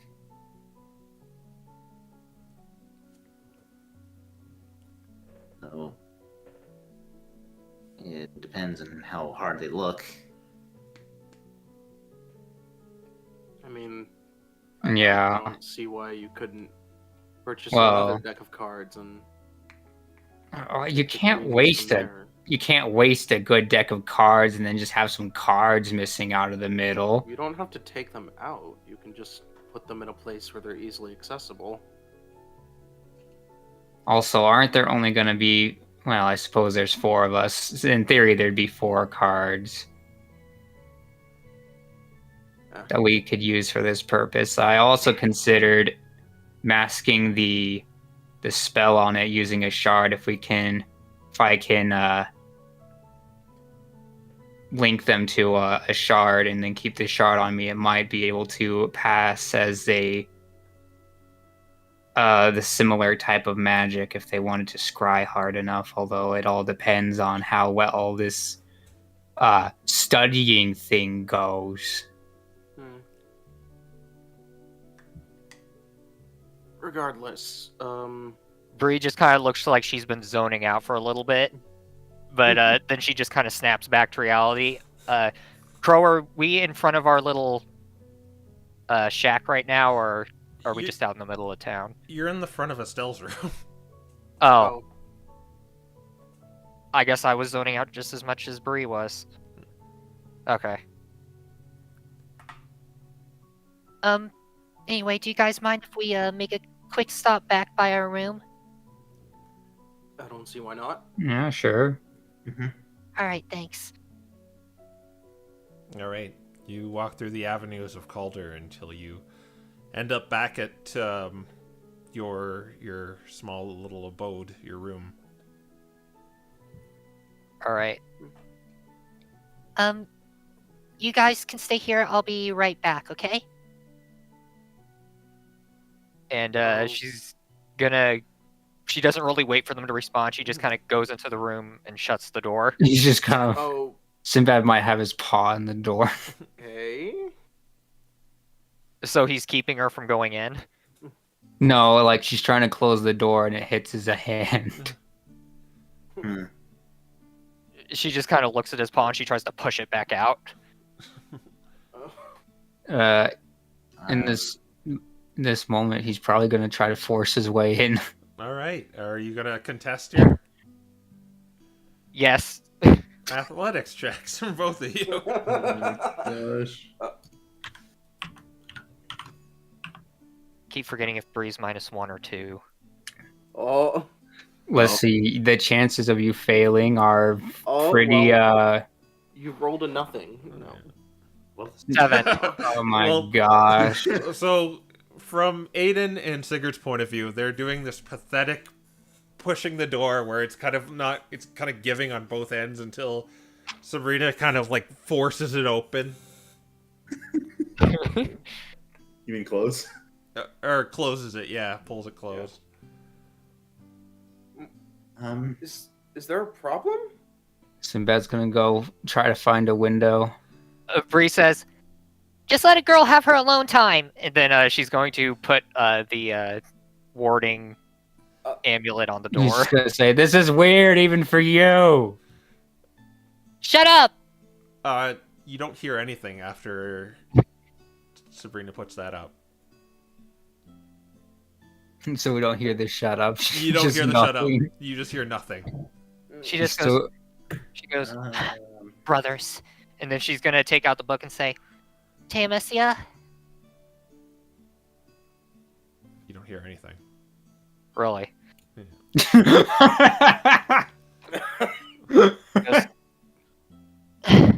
She's going to take out one of the golden keys and put it in the lock. All right. So from underneath the cracks of the door, you just kind of see this bright purple light kind of just illuminate the bottom crack for a brief second and goes down. And what you see in the interior of the room is this Delphox walking out wearing kind of a ball gown and a masquerade. And have you decided to come through on your question, Sabrina, dear? I have a nice outfit, by the way. It looks wonderful. Oh, thanks. I was just at a party. You have parties wherever you are? You do not have windows, Sinbad. Oh, yes. After. Well, that's interesting. Anyway, straight to business. And she takes one of the golden keys off of the ring and hands it to Tamesia. And she says, What I want to know is, I want to know the exact location of the source of the curse that's causing fires to not be able to be lit. She goes to grab the key, but then stops and says, I cannot answer that question. Oh, I am not omnipotent. I'm not a mind reader. I am a researcher. I see. If it can be learned, I can tell you the answer to it. Alright. I'm sorry, If I can inquire, maybe you want to know what is causing it instead. she kind of scratches her head a little bit. And she says, I suppose that'll do. So phrase it as a question, if you would. Oh, what is causing the, curse that is not allowing fire to be started? She says, a magic in which, or a curse, that stops the igniting of fire, or the use of fire, sounds like the Ring of Winter. Ring of Winter. Okay. But it cannot do this on a global scale, you see. Something has to be amplifying it.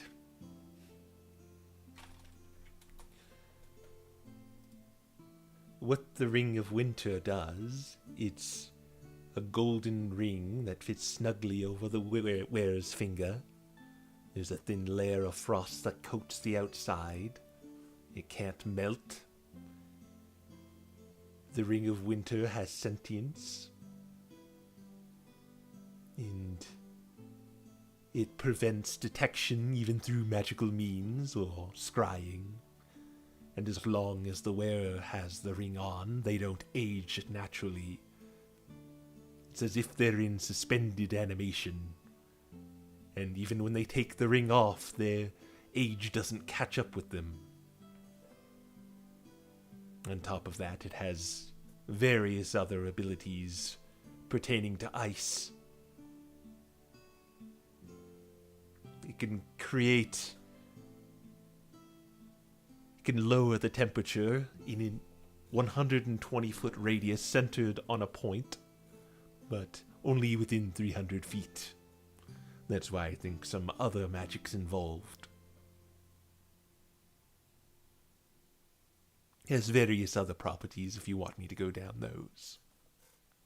Right. I'm just trying to commit all of this to memory. It's a lot to take in a moment's notice. That's player for I'm still writing. Yeah. Okay. 100-foot radius from 300 feet away. Alright, continue. They can cast spells such as Bigsby's Hand, Cone of Cold, Flesh to Stone, Ice Storm, Odaluke's Freezing Sphere, Sleet Storm, Spike Growth, but all within a frigid twist to them.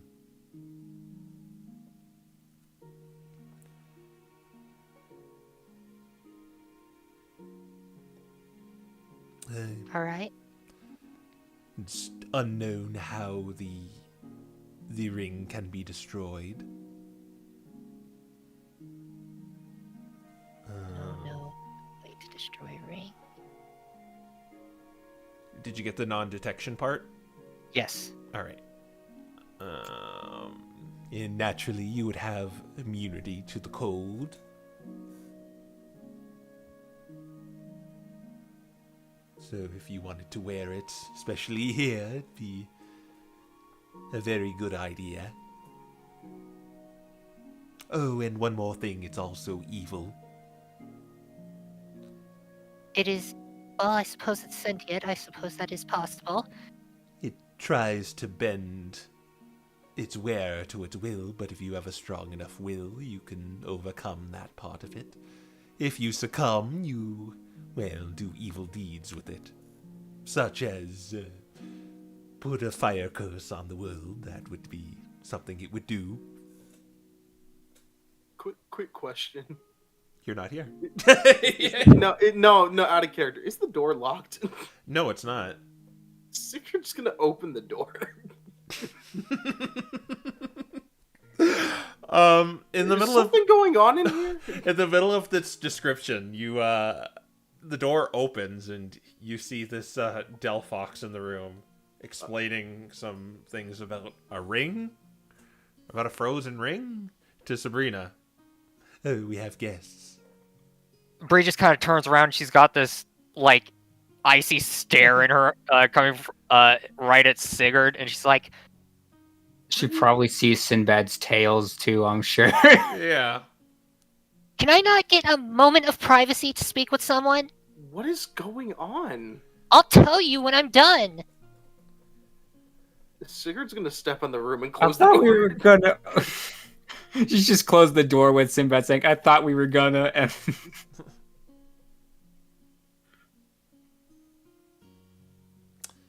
she just kind of looks up at Messi and says, Boys. Yes, quite. Well, I answered your question, and she reaches out her hand with this kind of almost malevolent grin. Bree starts to hand her the key, and she goes, Do you really have to smile like that? Smile like what? You almost look malevolent there. It doesn't really matter how I look. We had an agreement. No, what- no, I agree. and she gives her the key. And her kind of gnarled fox claw just clasps it. Thank you very much, Sabrina dear. I'll see you later.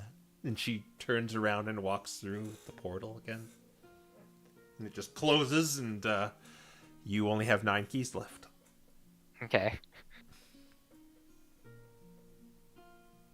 And as soon as Messi leaves, she goes back to glaring at Sigurd and says, Could you not have just waited? Who was that? What? Just a second. she Yeah. just kind of she stomps over to the door, opens it up, and says, Okay, guys, get in here. and Sinbad's just immediately going to be like, "I thought we were gonna use knock on the book." she's just kind of tapping her forepaw, and she's like, You've got 3 seconds to get in here, otherwise I'm shutting you out, and I'm only going to tell Sigurd. I mean, he's already in the room. Aiden, come on! That threat was only for Sigurd. I mean, not... That threat was only for Sinbad. Yeah, sure. He walks in. she shuts the door again and makes sure that the ward is still there. Yeah. That And- it's kind of like on the back of the door, so when you close it, Okay, so she's like, she says, All right, I tried to find out where the curse was coming from. Tayamesia didn't know that, but she could tell me a whole lot about the ring. and she relays everything that was just told to her. Wait, who's Tayamesia? Did you not see the Delphox I was talking to? Okay. Yeah, I don't know why Tiamisia is yours only. I was That's- there the first time you talked to her. That's who was in the book? Yeah. That was what was in the book? Wait, what? What? Yeah, I mean, I Wait, got this what? knock spell scroll in order to try to open the book, but guess that plan doesn't exist anymore. Actually, is the book able to be opened now properly? no, it's very strange when well, Sabrina only saw this, but when you put the key in, it turns, but the book doesn't open. It just kind of opens this portal where this Delphox walks out.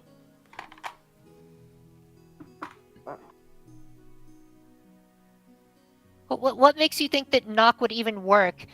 We tried to dispel it. Loki got banished. I had it explode in my face twice. What makes you think knock isn't going to do the same thing? I mean, it is a lock. Well, it's also magic, but dispel magic didn't work on it. But knock is meant for well, it doesn't matter. You're being you. I'm being mean.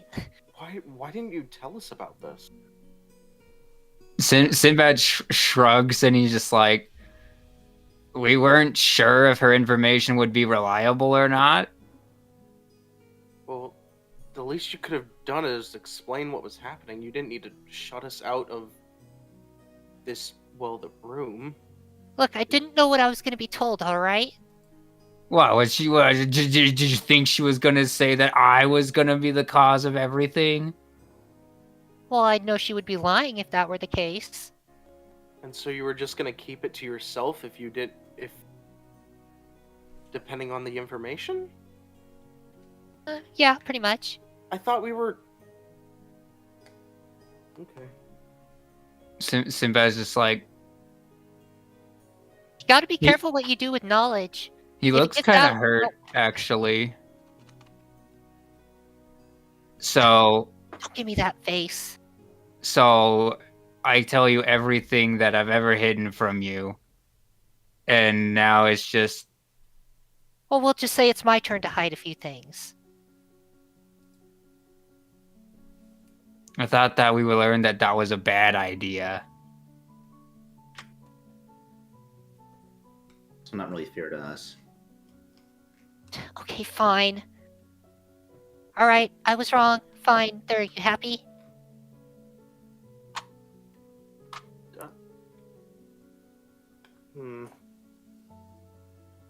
You know now.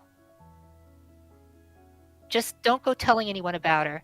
When the queen was talking inside of my head, she heard me mention Tayamesia, and she was very interested in her. And if Tayamesia is really this good at getting information, then you can understand why I'd be afraid of her, the queen, getting, access to her.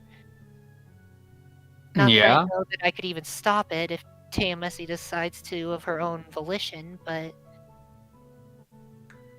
I'll do what little I can to try to keep those two apart. Well, that means we definitely need to stay away from people named Robin. No kidding. Because if we lose this and the keys, it's all over. Let me think. Granted, he puts like a paw on his chin. Would she answer if anyone else other than you opened the door? She seemed to like you in particular, although to be fair, it is a possibility that she's our ancestor. What makes you think that? Just because she's a Delphox? Sinbad shrugs. A really powerful Del Fox who's able to go in between dimensions. Uh, uh, it still It seems like a bit of a stretch, but I kind of get what you're saying. it's a possibility, I guess, strictly speaking. but either way, I wish we knew if she only responded to you or not. If that does concern me that she is interested in you and you alone, but at the same time, it means if we lost the book, no one else would be able to use it except for you. Well, I mean, I guess so, but We would I mean, have to I don't want. test it. We would have to test it, but I kind of don't want to annoy her, you know? I agree, but maybe the next time someone else inserts the key when we have something, we need to ask her just to see if she cares. Do you know what those keys do? No, I don't. I will have to look into that. Do I'll they make look like anything that a They're clef magical or key mundane? would hoard? Oh, they can't be mundane. I don't imagine that any sort of businesswoman would give out something as precious as knowledge just for a mundane key. I mean, it is possible that there's an arcane clef key that uses these to open a bunch of doors or something. Granted, Tiamicia would probably not give the keys away. Unless the keys themselves are kind of intertwined with the tome. I'll prepare Identify tonight so that I don't have to risk a magic surge tomorrow, and then I'll have a look and see what they can do.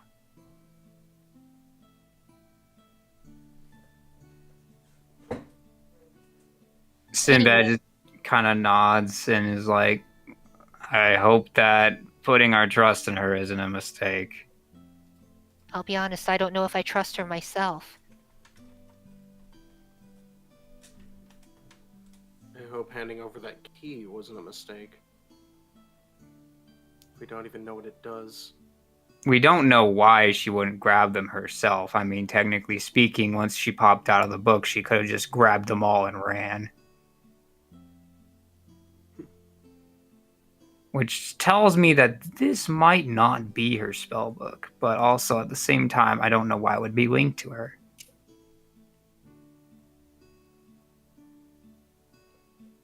Right, well... I don't know, I guess it's just something we'll have to try to figure out as time goes on.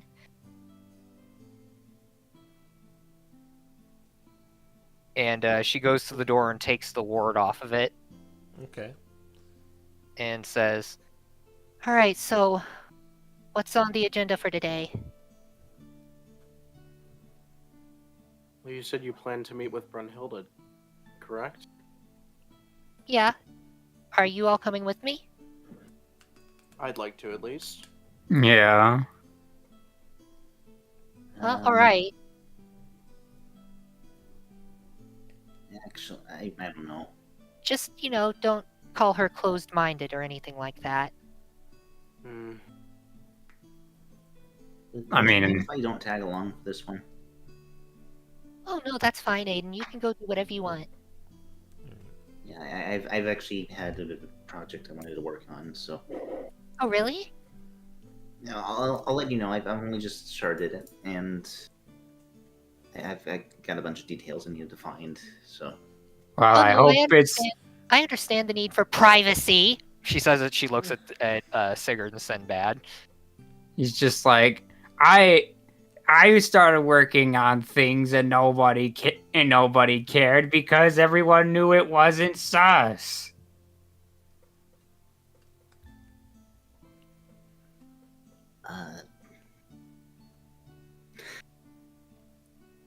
he just kind of stands there, since I can imagine both of the siblings are probably staring daggers at each other. Right. While this is happening, Sigurd is gonna go pick up the adamantine arbor and place it in his bag. Okay. Are you going to... You're going back to the forge, right, Aiden? Yeah, basically, if I can continue working the project, All right. they're going to be in the conversation meanwhile. All right. You take off the little blanket off your project. Now you're going to work on the innards of it. It's like all the gears and all the stuff that makes it move.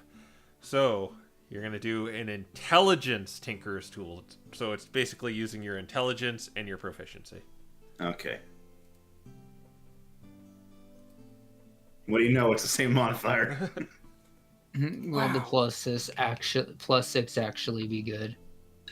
Oh, and that's the one for later that I'll let handle in a moment. Oh my gosh. Oh wait, no. 14. 14. You make a few mistakes here and there, but you feel like you kind of got it. You kind of did all you need to do on the exterior of it, or the interior of it. All right. That was average. Okay. All right, and now we will head to the other group, heading to the outskirts.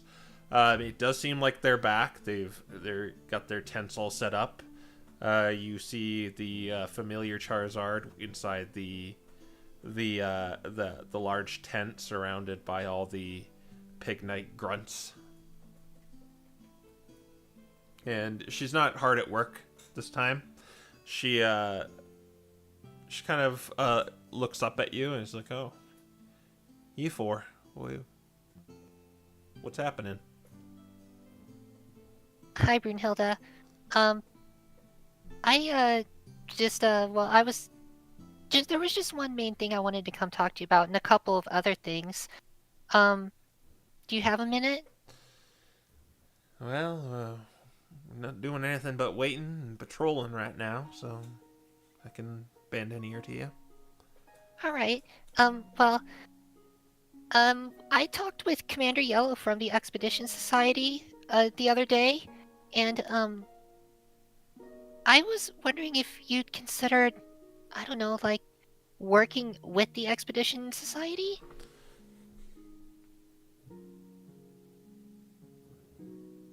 She says to you, and well, to be honest, I'm quite hesitant in sharing information with you again. I know.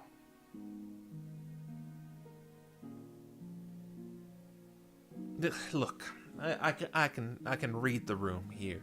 Do you know why I'm upset with you? I can certainly understand why, but I guess hearing it in your own words wouldn't hurt.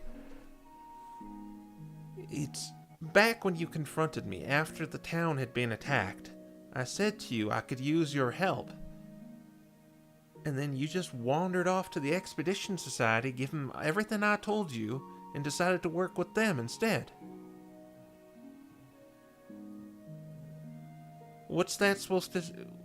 What am I supposed to think about that? Well, I mean, it did come right off the heels of you again. I don't want to this. I didn't come here to get into a confrontation, but I did. It did come off the heels of you, destroying our property. Look, I know. I'll tell you what happened.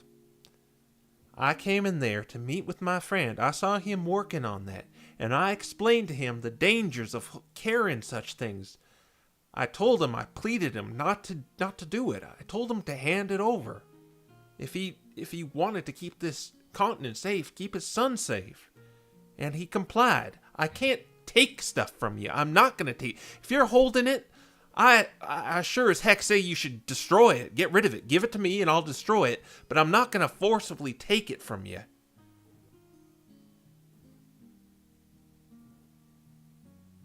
Okay, that was a bit of a misunderstanding on my part, I will admit.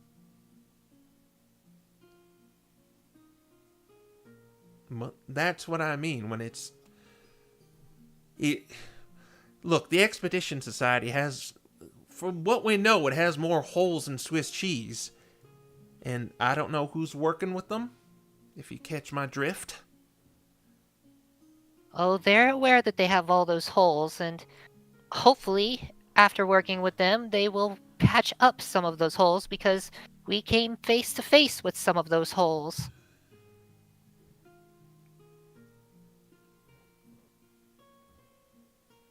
What do you mean by that? You told me the story. You told me, and you sure did a number on that dragon. I gotta tell you, it didn't look right when we saw it, but you're... She just kind of makes a nervous smile. Sorry, I guess. We won't question the methods.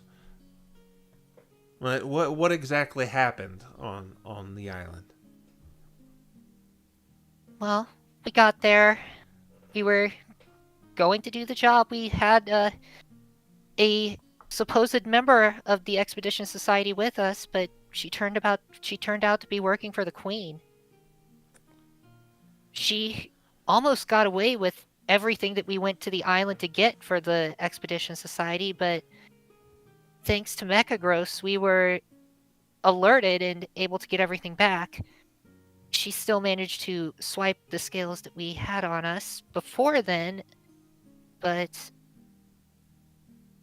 She just kind of shakes her head. she still got away. So she's out there somewhere, and Wait, hold Yeah. up. Scales? Yes. Is that why did you want the scales? She just kind of sighs and goes, look, we need the scales because the MDRA told us that they can use them to give us technology to help us get deeper into the colder areas of the continent. Hey, just a minute there. I was about to overlook everything you said, but then you said you're helping them? Look, Brunhilde, the MDRA, So they just... not only did you go behind our backs to help the Expedition Society, you helped the MDRA? I mean, in my book, that means we helped out 3 people. We're trying to break the walls between the factions, that they can work together.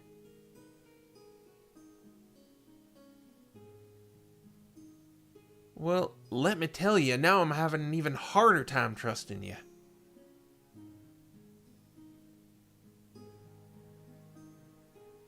How will I know whatever I tell you here isn't gonna reach abolition or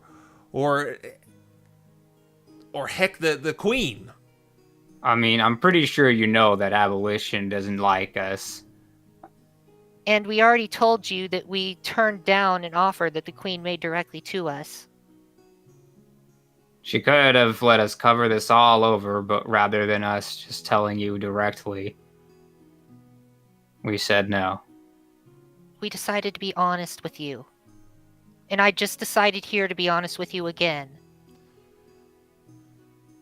Look, I've told you again and again, if the MDRA gets that meteor over there, there's nothing but trouble gonna happen. I've heard on the mainland, Pokemon have been turning feral at night. Is that what you want to happen on the mainland? Turning feral at night? I never heard anything about this. It happened What recently. makes you think? What makes you think it's the MDRA that's doing it? I don't think it's the MDRA. No, I think it's that meteor. I'm sure, I'm guessing by the color you bear right now, you've seen what happened to rituals now. Yeah. It's getting worse.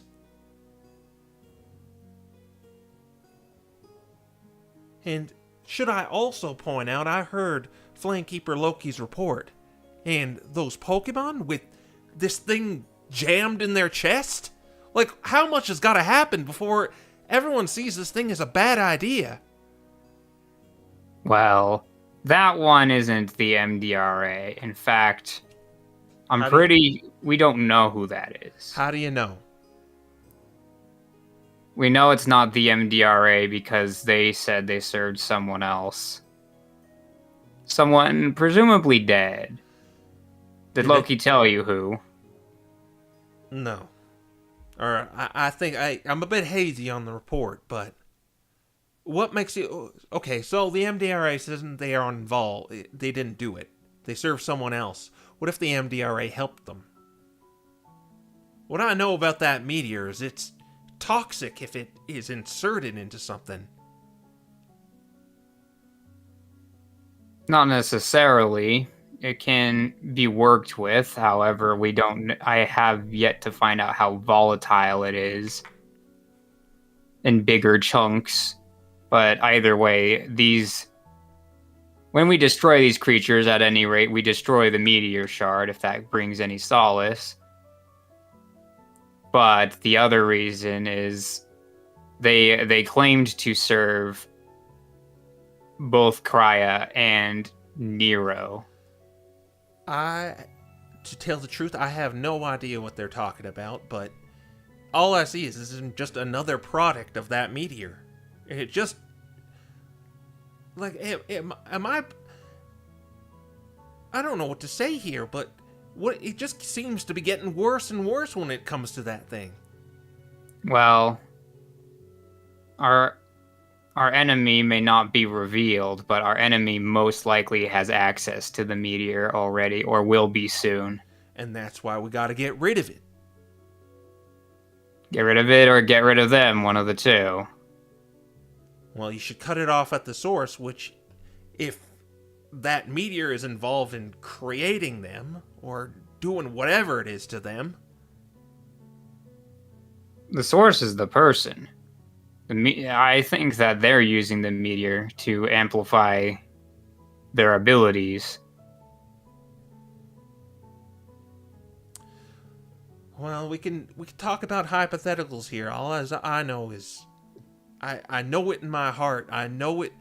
There's just nothing but darkness in that rock.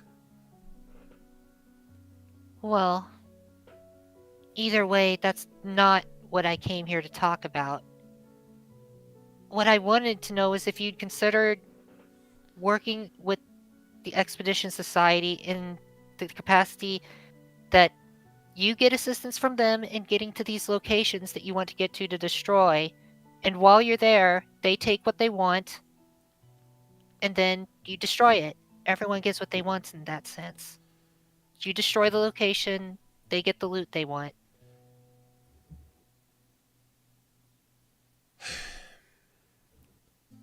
Listen. We need a neutral party in about a month. Will you be willing to do it? A neutral party? Yes, a neutral party. Well, what are you going to ask of us? We do have an alliance in mind. And there are several holes in the group we are brokering an alliance with, and we need an outside party to perhaps mediate. Sure, we can do that. Sinbad kind of raises an eyebrow and he's like, either this is the Expedition Society or Abolition from the process of elimination. I'm assuming it's still the Expedition Society, given the fact that you've told Abolition what we did. We didn't tell Abolition what you did because they haven't confronted us. They're blaming us for it, but we haven't told them. We will if they inquire, but I don't think they are. They assume the worst of us. Maybe we should just tell them ourselves then. That's all on you. I'm sure they'll end up finding out sooner or later. In any case, I for one would be willing to help out in being the neutral party. Okay, I'll notify you when we even consider this. It's still not going to be for a while because the coal is our priority right now, and it's been kind of set back due to reconstruction. I understand.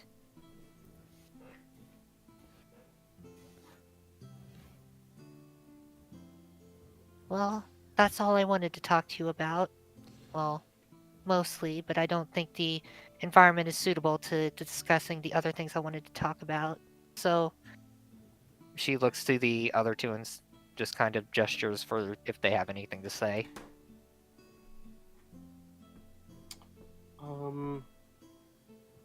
Sigurd kind of looks over for a moment. I think he's probably towards the back. Mm-hmm. Says, "Go on without me. I need to speak with her in private." Bree just kind of gives him a look, and if she could, she would have her paws on her hips right now. Mhm.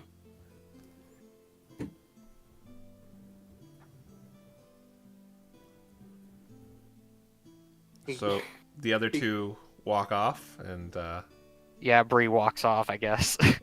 he kind of just gives her a look as Simba might go off with her and just be like, am I the only one who's an open book anymore? he just kind of. All right. So yeah, he kind of like waits for them to leave and then walks up to Brunhilde as well. Well, I suppose that didn't go too well. well, And he pulls out of his bag the armor and Twilight and places it on the table. so I have a few things that I think I should be truthful to you about. And what's that? We were given, when we were talking to the MDRA, we were given a choice. They said we didn't care. They didn't care who we allied with, whether it be the Hollowed Flames, the Expedition Society, Abolition, whatever, as long as we got the scales. I am the one who didn't want to work with you. I convinced them to not work with you. Because I didn't want to run in and mindlessly slay that Salamence. I've had some time to think over what you said back on the island, and you're right. I should be mindful of who gave me this arm. And I don't think I can continue to champion it. I don't think I can continue to champion your insignia when all you do is destroy. Recklessly destroy things. Construction, art, and the lives of others, whether they live in the settlements out here, and he kind of gestures outwards, or in the wilds out there. I just can't follow that. You have your beliefs, and I have my own. She shakes her head and says, Sigurd, listen. We don't take pride in what we do. But you've seen how ferocious these things can get. I have. Do you want this replicated, this environment here, replicated on the mainland where our friends, our families, our neighbors all live? Where children have to walk outside and deal with these things? I don't. And that's why I'm working to stop it. But genocide is not the answer. At least it's not to me. They're the product of this alien substance. Nobody minded when this stuff happened inside those accursed places, but now when they're out in the open, suddenly everyone cares? Well, I wouldn't say everyone. But, as I said, I have my own beliefs, and you have yours. But I don't think I can champion yours. It's a mighty shame hearing that.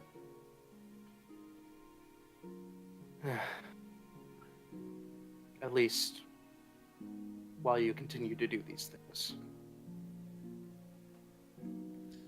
As I said, these are my own beliefs and not reflective of the rest of my companions in any way. And if you are still willing to allow us to help broker peace, I'm more than willing to do that. But not while I'm wearing these.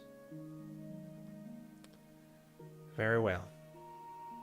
And she kind of slides over the two items towards her. Right. I hope you reconsider this, Sigurd. I consider, despite the pain you four have been at my side, no offense, I considered you an ally and a friend, and I'd be willing to die for you if given the opportunity. You Please. helped the Hallowed Flames out so much, retrieving the Ashen Scepter.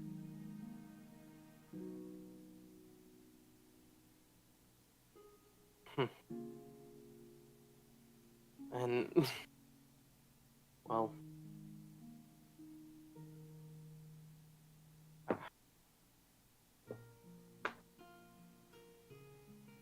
But if this is the path you want to follow, then so be it. yeah, he just nods, turns to walk away. Yeah. Kind of just goes back to working on setting the camp back up. All right. Yeah. And he's Probably not go going to tell rejoin. anyone. No, he'd probably go join Sabrina and Sinbad. Yeah. And when he does, Bree's just kind of giving him that look, and she's like, All right. So are you planning on telling us what happened? I gave her the armor and sword back. I guess I should have seen that coming. Was she at least understanding of it? In a way, I told her that this had nothing to do with you.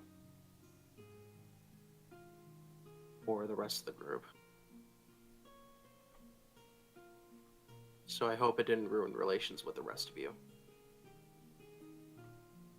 I hope not. Then again, relations are already pretty hurt as they are.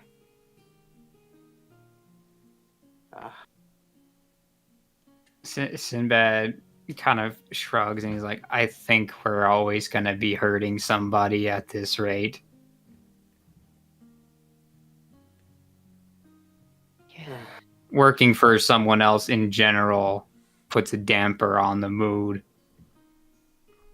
Agreed.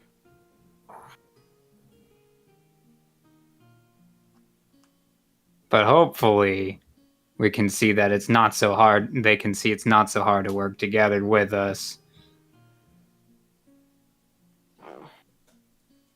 Well, I guess we'll have to prove that in a month from now. That was what... Yeah, you do realize that we might not even be here in a month. We're setting out in 2 weeks. We might not come back for another 2 weeks. Or more. If we're longer, like we were last time, we're not gonna be around. We'll see what happens and just deal with it. Can we really make that? We made a promise that we might not be able to keep. So do you really have to be saying that right now? I don't want to have to. Well, I guess it's not lying, but I don't know. Is it? Right after everything else? Well, I mean, is it really a lie if we really intended to go through with it? There's never anything official. At the very least. We can try and make it back within, or make it there and back within 2 weeks if we intend on going through.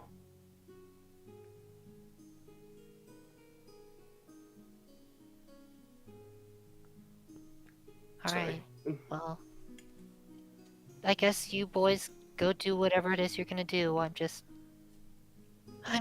gonna go back to our room and just think for a while. And she just turns and starts heading back to the room. Okay. Did all of the talking count as the activities for today, or No.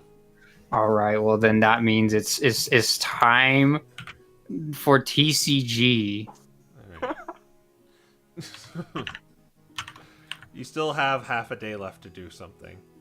I guess Sigurd will go and finish up. with the 23. There you go. coping. Oh, You have finally made a perfect kind of replica of the Queen's card. Which one? The heart one or the club one?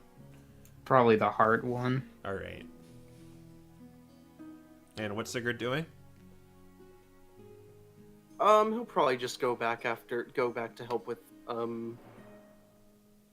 reconstruction.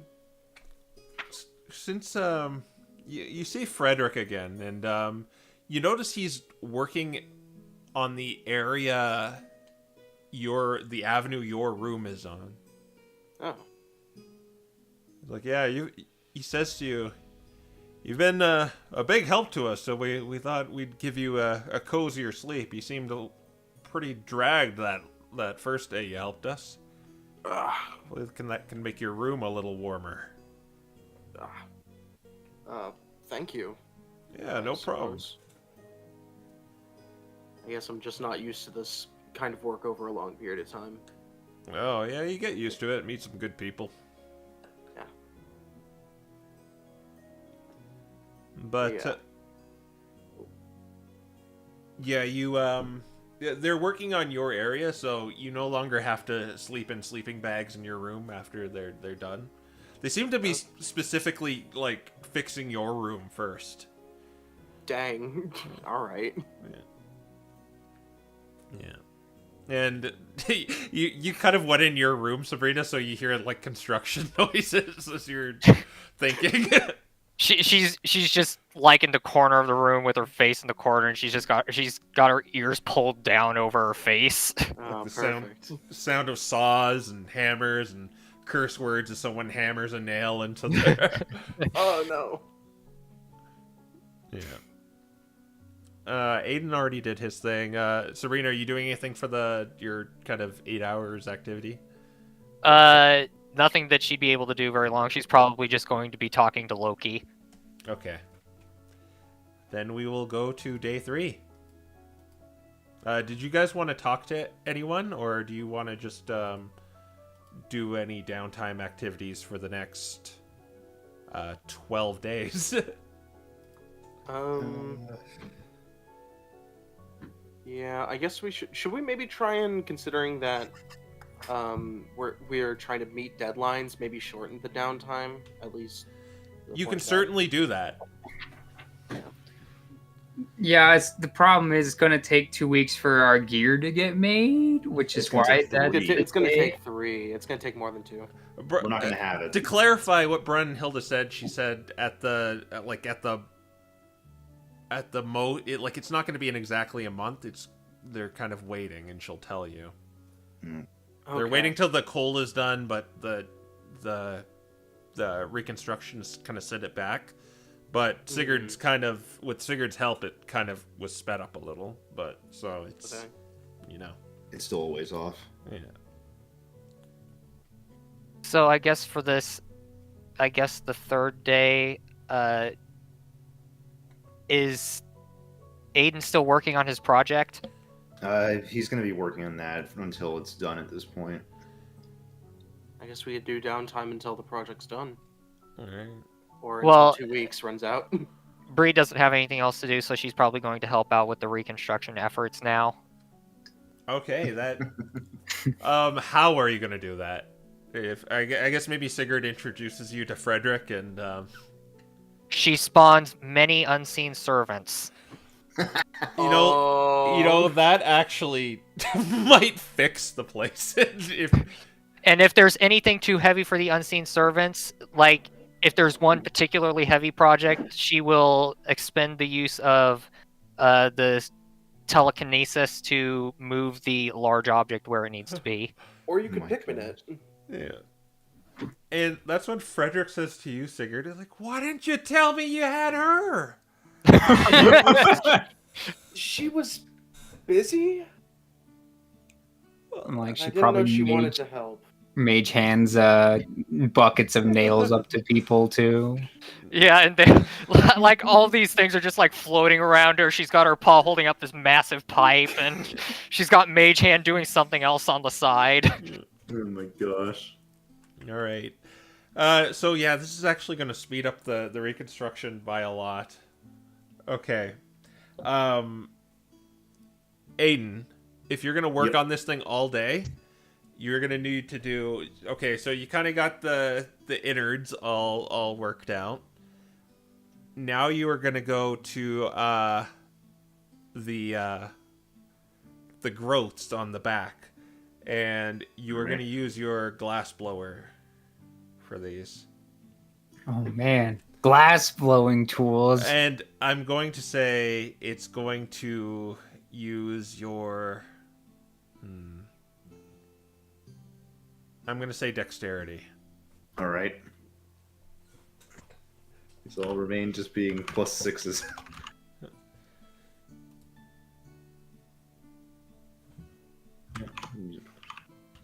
Six. Oh, Yo! wow. Okay. That's funny. Okay, so when you started the design for this thing, you thought you could only fill it with 1, but now you think you can maybe fill it with 2. Oh! You found room.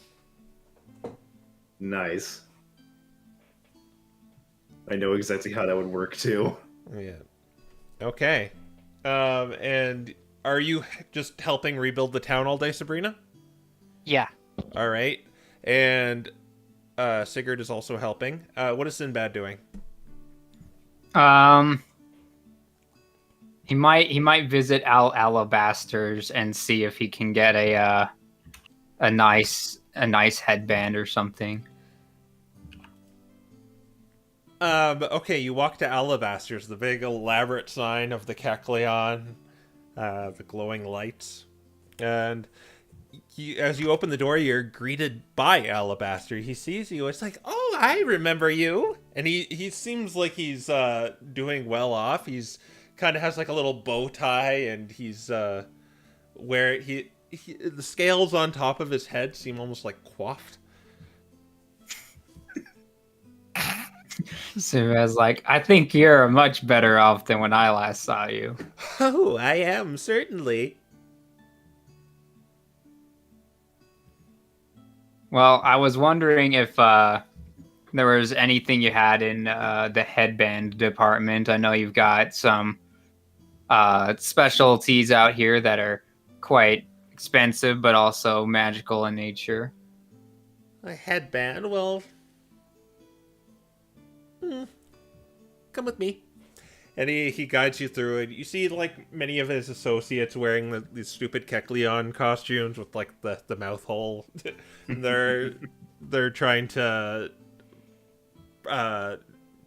get other people to buy these magic items. And he takes you over to he takes you upstairs. Yeah, there's an upstairs on this place now. And there is a rack of kind of robes, but it's not like your typical closet. It's a closet where the hangers are kind of facing forward, and he kind of cycles through them. And on one of the hangers, there is a hat. Now try this on. And he puts this hat on your head. It looks like it's just like a top hat.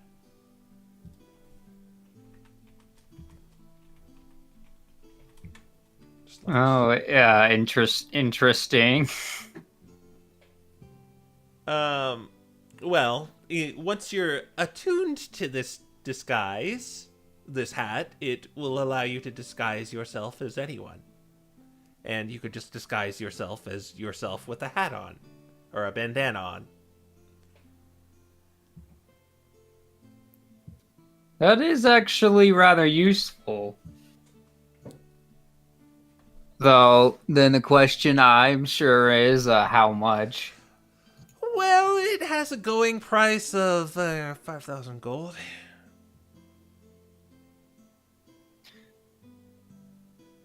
Yeah, that's definitely out of my budget, unfortunately. Okay. Well, we have something else that I think can fit your... Well, it's sort of only half of this, and he goes over to a baseball cap and gives it to you. So this one will only change your head.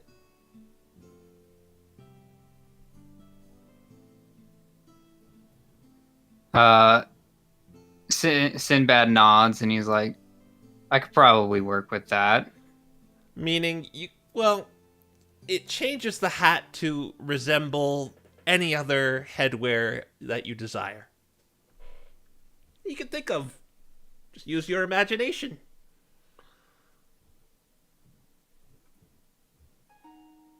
Like, this reminds me of a certain magic item I gave you.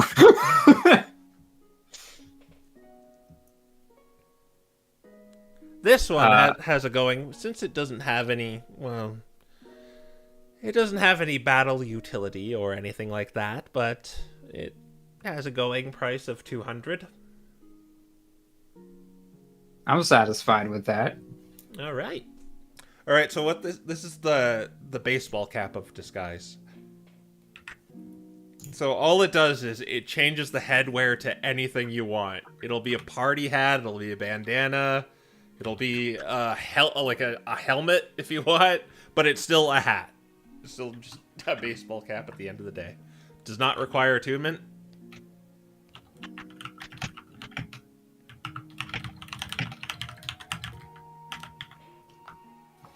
Is that all you want? I suppose I have plenty of other things if your pockets are heavy with gold. Like this wonderful horn right here that could rend any crystalline object asunder. Or how about these boots of water walking? Sinbad smiles and says, I think this'll do for today. Oh, really? This ring that protects you from the elements. Do you want that? He just smiles again and says, I've got my own ways. Okay, well, but remember, come back to Alabaster for all your magical goods and services. Sinbad nods. Yeah, I'm sure that it'll only get more impressive from here. It certainly will.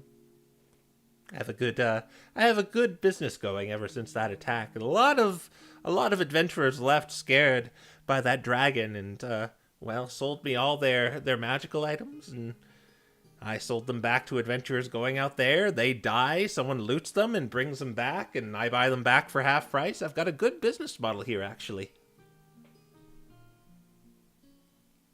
Well, I mean, somebody's gotta keep business flowing through the ice continent. Indeed. Because if we don't have any tools, well, we're not gonna get very far. Well, you could go to that general store, but why go there when you can get all this?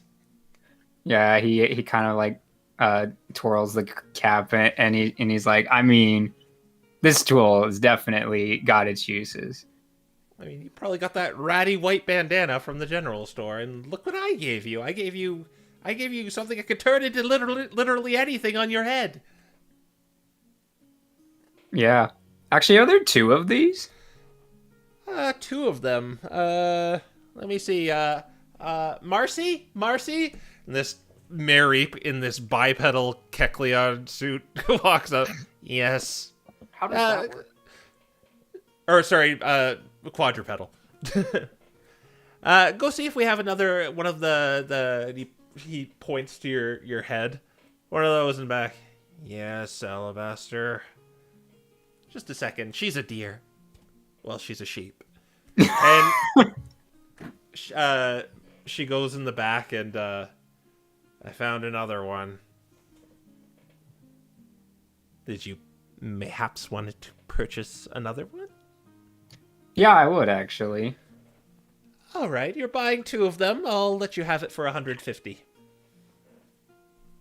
All right, so in total 350. Yes. All right, let me ask Dice Parser to do math because I'm bad at math.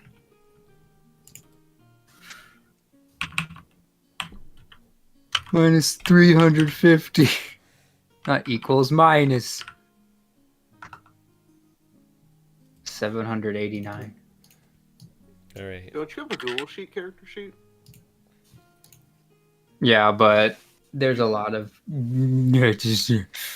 Anyway. Just do it to function. No, okay. So,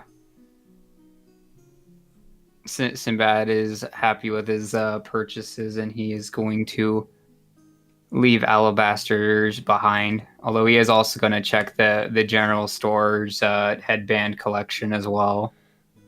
It seems like Sigurd cleared him out. There are no. No. There was only one. Yeah. It was like, Sinbad was hoping to make another art project out of some of the white ones. All right. Yeah. And So, yeah. What do you want to do next? Since Sinbad's kind of done all that headband stuff, he might head back to where Bree is, and he's going to try to sneak up on her. Sure. So she's probably out working with a bunch of unseen servants and whatnot. So I guess you could do a stealth. Sabrina could use just your passive perception, because I don't think you're really looking for him. Her passive perception's 11. All right. Yeah. Yeah, so he plops the second cap on her head. Yeah, you just snuck up from behind Sabrina and just something is put on your head. What? She takes it off and looks at it, and then she turns around. What is this? He's like, it's a magic hat. Turns into whatever headwear you want. I saw something in your eyes light up when Sigurd mentioned the headband store, and so you can make it look whatever you want. Even a weird silver tiara with a ruby in it or whatever. She just kind of looks at it, and then she looks up at him and she says, Really? You got this for me? Yeah, I mean, why not? There was 2. Thanks, Sib. and she puts it on, and it turns exactly into that. And he's like, "Wow, it matches the shiny a lot better than I thought it would, actually." Well, for a second, it's a Fennekin wearing a baseball cap, but Yeah.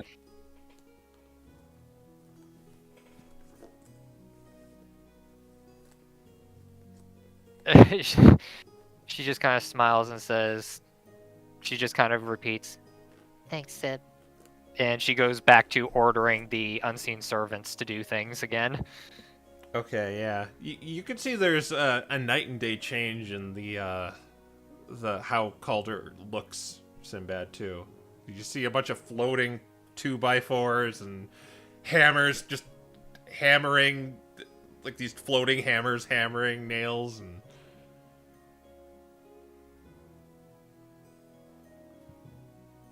Yeah, Sinbad is probably going to retreat back to the room where no one can see him, and then switch the baseball cap to look like the bandana he used to have. Yeah, you can certainly... But he is going to keep the white one just in case Bree does something suspicious again. Okay.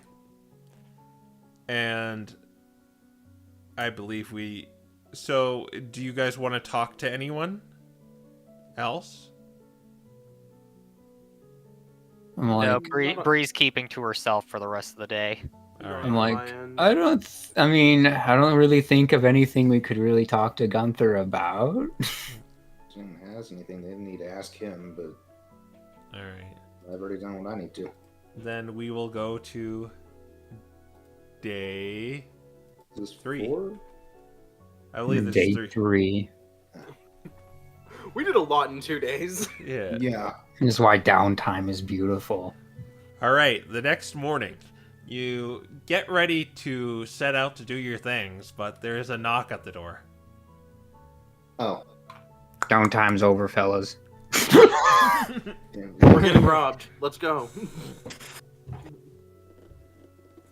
All right.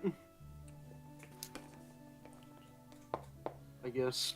I guess Sigurd will open it half suited up. So as you open the door, half suited up, there is a familiar looking Flareon at the door.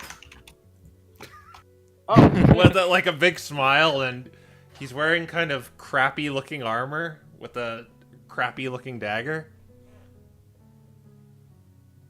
morning. Hey guys! She just kind of looks up. It's me, Jameson. You remember meeting me at the Expedition Society? How could we forget? Yeah, I know. I that's what a lot of people say. Oh, But this I was thinking over it. They told me at the Expedition Society of the great battle you guys did over on that island, slaying that evil settlements that did all the. Well, actually, it looks a lot better now. Did all this to Calder, and yeah, and, you know, I thought over it for a really long time. Like it was that state of where I'm like in my bed and I'm trying to sleep, but I can't sleep because I'm thinking about stuff too much. And while he's saying this, Sigurd kind of like moves backwards and pushes Sabrina forward. and hi Sabrina. Yeah, I was thinking all night and then I decided that I wanted to join you guys. Oh, She just kind of looks at the others, and then she looks back to him. you wanted to join us? Yeah. You know, I was they stuck me doing the door at the Expedition Society, but then you know, that's not really heroic, and I wanted to be like you guys and beat up monsters and get treasure, and well, they took all my gear because I quit, but I figured I'd get better stuff if I was with you guys, and I'm really excited. So can I join your team of whatever your team name is?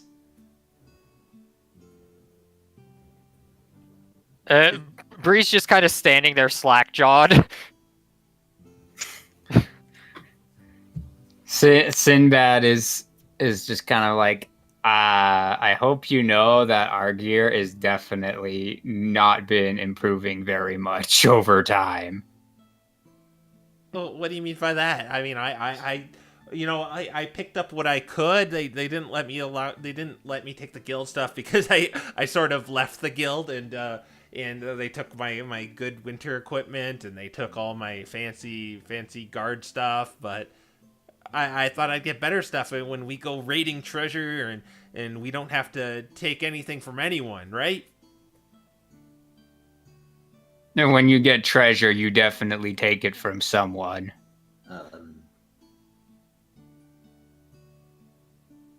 We've just been doing jobs around the continent. Yeah, we're not really treasure hunters. Oh, well, I can work with that.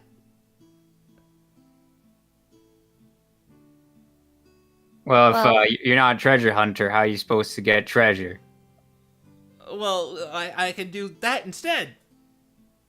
Look at you guys. You got like so much of the gold from that dragon guy.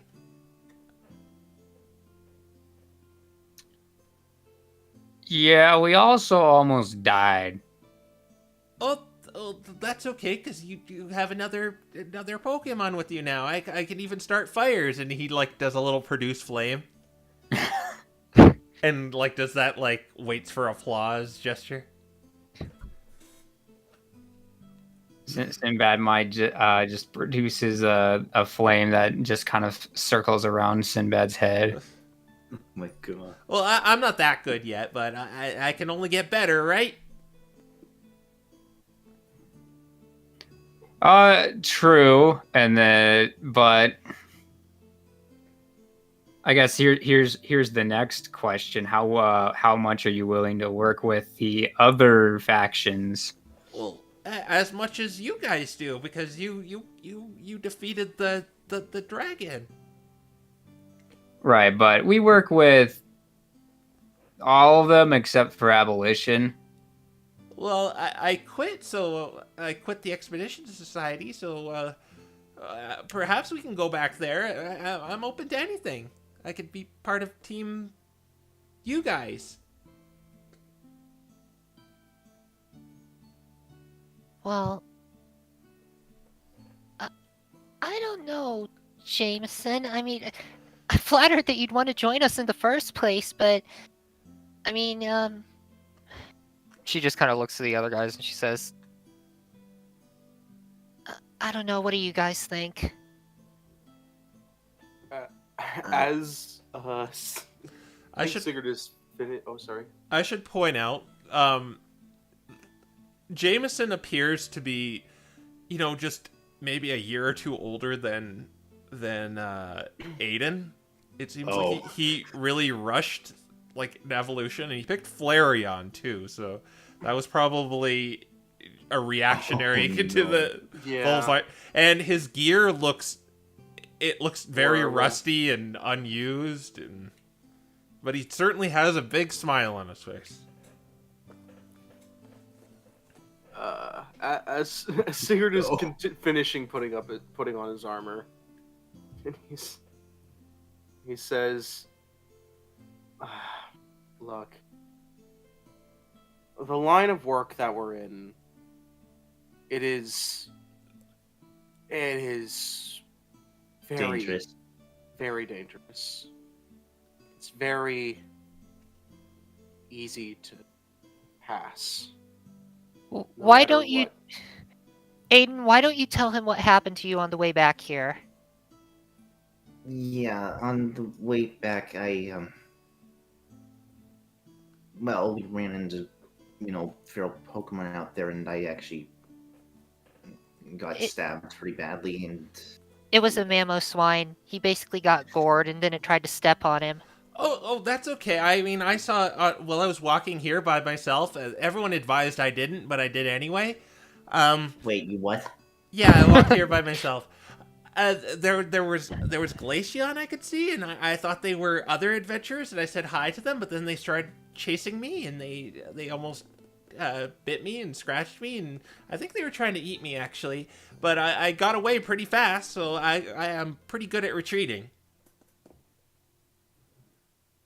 Aiden just kind of looks at the rest of the group over the fact that, he got here on his own.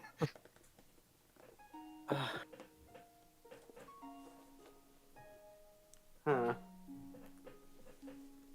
It would just mean like so much to me if you let me join you guys, please. Well, Very- it's certainly impressive that you managed to get here without being injured. Sinbad's just gonna whisper to Aiden, "Is there any chance Gunther needs an apprentice?"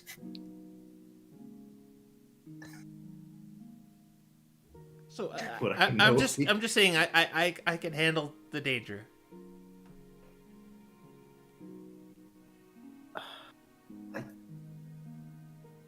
I'm just, it's not all just, it's not all fun and games, I've learned. Bree's kind of flipping through her spell book, and she's going to cast Detect Magic.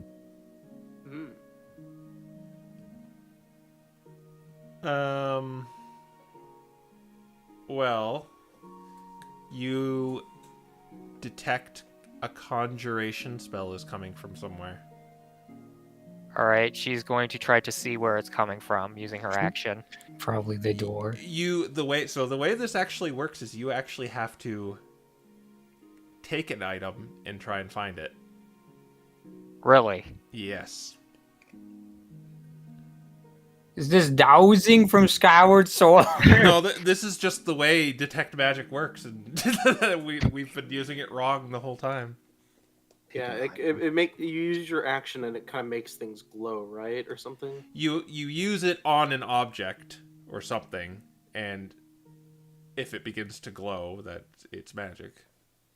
All right, so can I switch it as I am concentrating on this, or does it only affect one?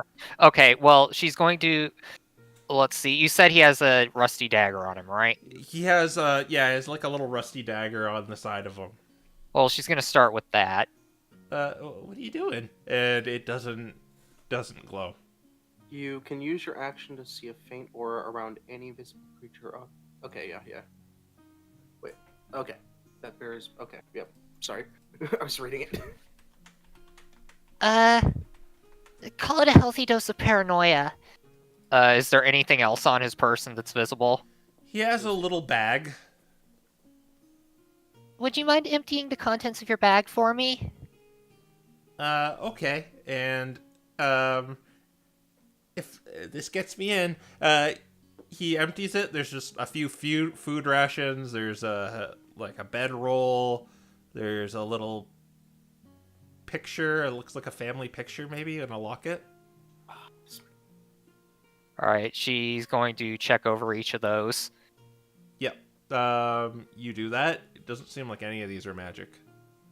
What about the bag itself? The bag is not magic. Can I see the bag, please? Sure. I don't get what you're doing though. And he hands it over. All right, she turns it inside out. Make sure there's nothing else in there. Nope. Sabrina, what are you looking for? There's conjuration magic somewhere. I'm looking for it. You're sure it's not the door? She checks the door.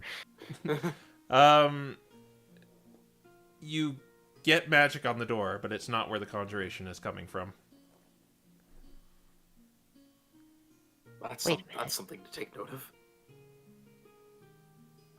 Unless the Wait. on there. I sense magic on. Did you say I sense magic on the door? And But it's not. It's not the conjuration magic. Yeah. what kind of magic is it? It's the thing you put on it. Oh, So I thought probably I took that. abjuration. You took it off? Yeah, I Yeah. took it off. Okay, She's trying to okay. keep that thing on her. Okay, yeah, then it's not on there. Okay.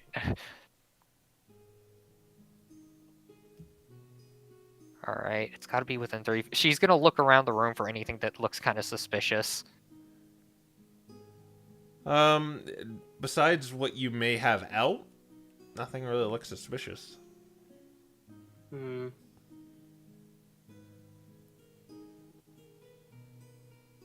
And you said Jameson himself wasn't giving off any sort of. Nope. Weird. Nor the armor? The armor? Which armor? The armor that he's wearing? He doesn't even seem to be wearing armor. It Oh my seems to God. just be... Oh, I thought he was wearing. Oh, I thought he was. It's No. armor, but, like, barely armor. Quote unquote armor. You don't have anything in all of that fur, do you? No, I gave you everything I have. It's just initiation? I'm kind of confused as well. Hmm.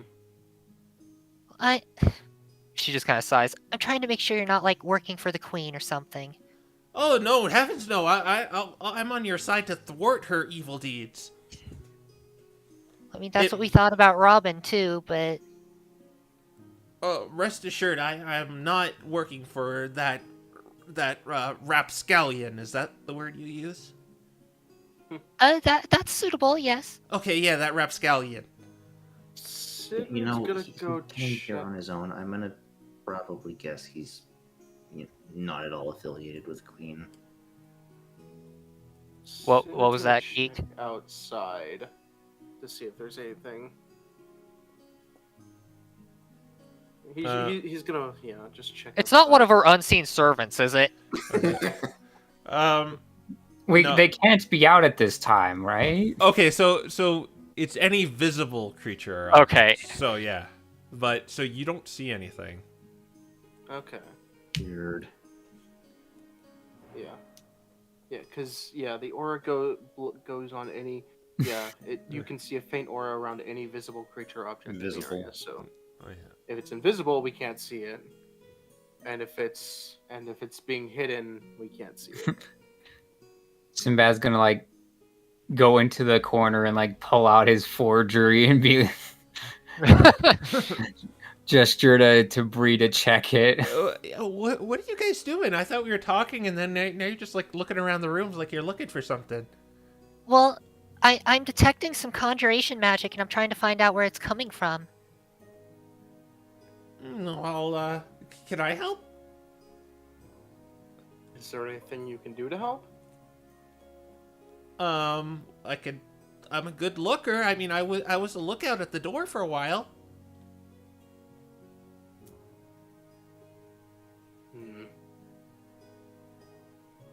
I don't even know what we're looking for. I assume that Sinbad's forgery card isn't real either. No, that's not what's doing it. All right. I guess just look for something that looks out of place or looks magical? Well, this is my first time in this room, so I guess everything might look like that. And he starts looking around the room. Any secret doors here? No. I guess I actually have to roll for this dweeb. Oh my gosh. He's gonna become a fan favorite. I think he already is a fan favorite. Let's face it. Well, he gets a 3 for his investigation, so he's just kind of like, you think he's more admiring the room rather than looking for something.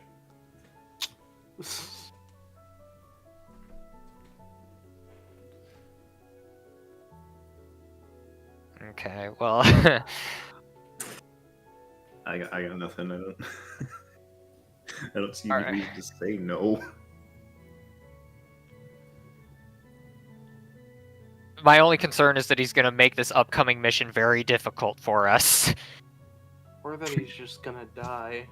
I'm more concerned about the second one, but I'm also concerned about where's the conjuration magic come from? It's hard to look for something when you don't actually have anything to like To go look around and off look. of. Is Yeah, it the you know. book? Yeah. Is it Tiamisia? Is conjuration is like That book is definitely magical, but that's kind of like like amalgamation of magic. Right. We've already established But that. there's Yeah, there's something that is conjuration somewhere. You can detect it, but you can't really see it with the aura. Oh man. Where are your items, by the way? She's got him in her bag. Most of mine are in the Cigarettes bag probably or in the on bag there. of holding bag. Yeah, so your magic items, if you take them out, they all glow, but you don't detect any conjuration coming from them. Okay, so it's none of our stuff.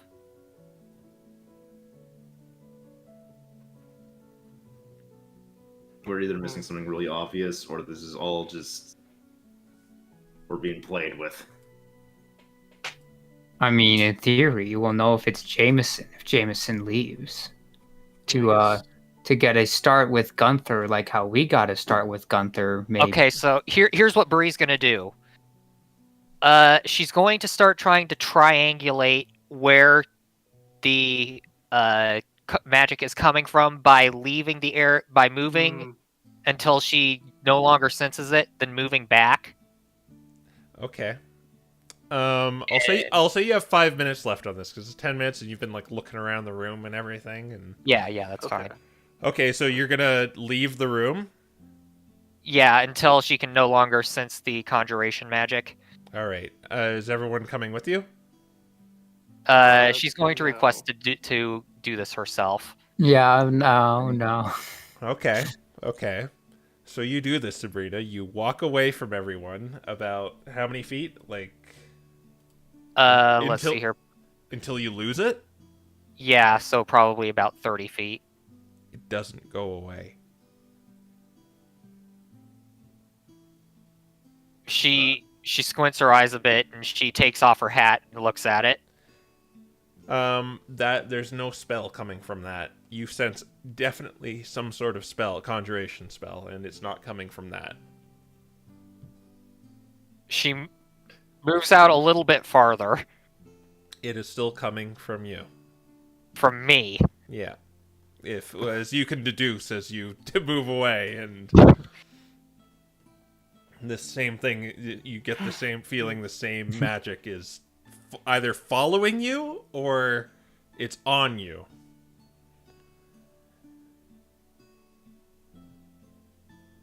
She just kind of turns and looks around.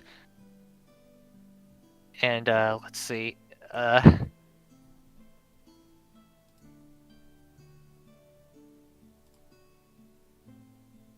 She just kind of flips through her spell book a bit and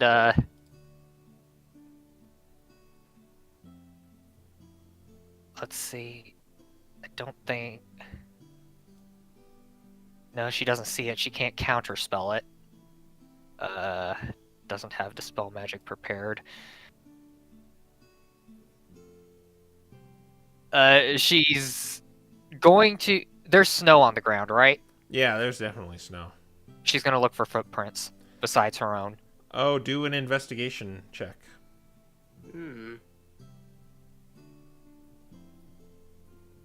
Hang on. 6. The You know what command. happened. I think I'm gonna try to inspiration that. Oh, yeah. Okay. Alabaster thanks you for using your coupon at Alabaster's Oh, give Inspiration. me a break. No! Garbage. Inspiration means nothing. It never has. Yeah. You look on the snow, you see footprints, but they're either too messy or just your own.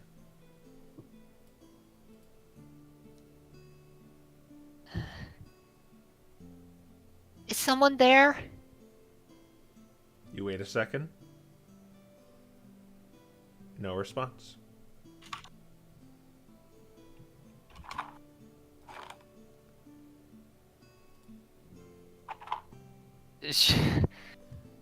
What are you doing out there? I think someone's following me. Well, I don't see anyone. Following you? Yeah, either that or it's coming from me. Conjuration. She's going to cast fly on herself, and she's going to fly up 30 feet. All right, I'm gonna say you have 2 minutes left, but all right, you panic and take to the air and fly up 30 feet. And at this point, she can no longer detect magic because it requires concentration. Oops. There you go. Guys, I didn't think this through.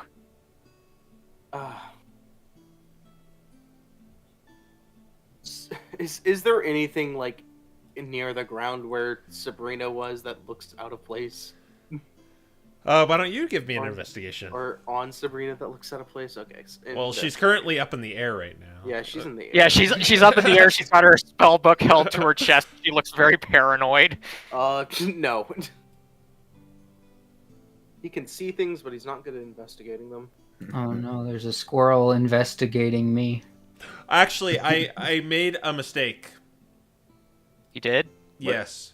When you walked away 30 feet away from the room, you didn't detect it anymore. I'm sorry. Oh. You can take back the spell slot if you want. Whoa. Okay, I'll take back the That spell changed a slot. lot. Yeah. That reverts a lot of things. Yeah. Rewind. I made a mistake because I had to look at some things. Yes, you don't sense it. You walk 30 feet away and everyone is back there. You don't sense it. Plot twist: Aiden's the one who's bugged. Suddenly we shift to Bree walking 30 feet away, and she's like, Man, it would be weird if all of that happened. okay. Okay, now she's going to resume triangulating. Yeah, I did not expect this to happen, so yeah, this whole interaction to happen, so, forgive the recton. Okay, That's yeah, fine. you walk away 30 feet, and you don't sense it. Okay. She's going to walk back until she can sense it again, and then she's going to start walking to the left until she can't sense it. Okay, so as you walk to the left, the I see what you're trying to do here, and it's definitely coming from back in the room, wherever it is. Okay. It's back in the room. Or the Okay. back of the room, or Back in the room. Now she's going to Where is everyone? I mean, I assume we've we're been in still the with room. Secret's at the door, Jameson. I think, at this point. Yeah, it's at least in that area of the room. Okay, so she's going to mentally draw a line from the place where she first stopped detecting it and this new place where she stopped detecting it. And she's going to, assuming it is visible from where she's standing, point to the spot where those imaginary lines intersect. Do an intelligence roll. Yeah, I'm like, that sounds like a I know brain exactly what move. you were attempting to do. Did that eat up her inspiration? No, if that's the case, then you can have your inspiration back. Okay. Yeah, for my mistake. Okay. Just a straight intelligence roll, right? Yeah. Use that. There's no trigonometry check, so 22! Oh my god. okay. So as you start drawing some lines in the snow and, closing one eye and holding one hand forward, it's coming from your brother. Sib, it's coming from you. Of course it is. Why wouldn't it be? Ah. Okay, she walks back up to Sib. Is just Sib glowing then? No, he is not. Let's see.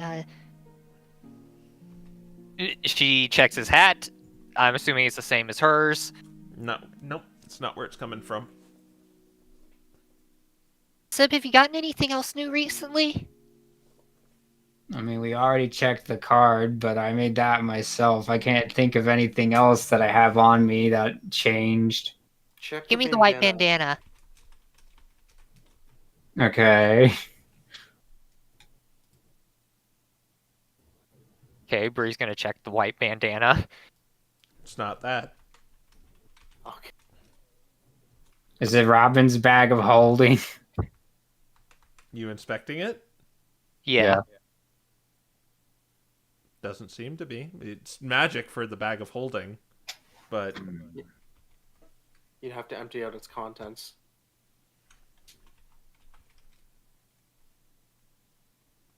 Bree's going to kind of push his hat out of the way and check out his glyph on his forehead. it doesn't. You get magic vibes from that, but it's not Okay. coming from that. What did he pick up? Wait, it can't be in the bag of holding because then it'd be. Then it wouldn't be. It wouldn't be detectable. visible. It wouldn't be. Yeah, it wouldn't be detectable because that's in a different plane. So it's not in the bag of holding. Anything and everything we've picked up as of the last 2 days. Is check it the what's on- javelin? Just check his person in general. Well, that's in the bag of holding. You know, Or is it not? I came here for joining your team, and you just seem to be Yeah, sorry, Jameson.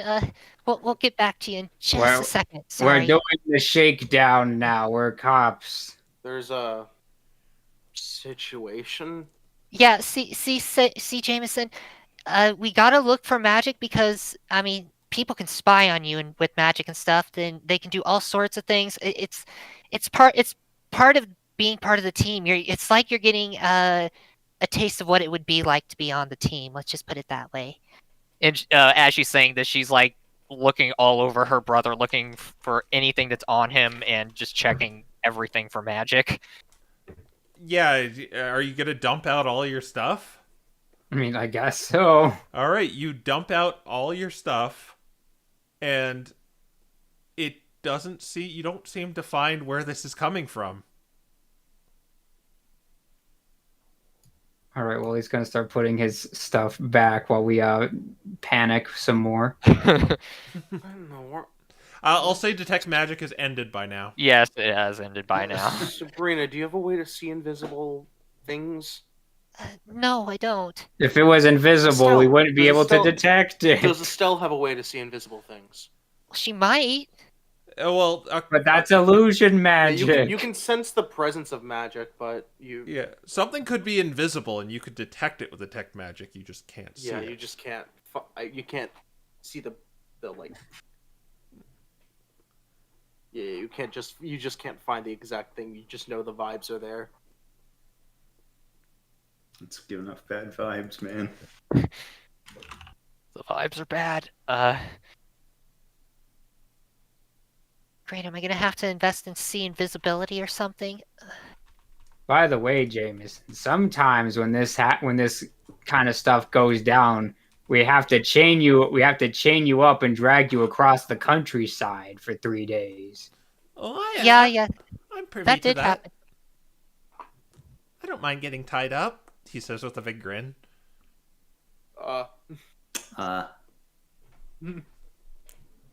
Not the answer I was expecting.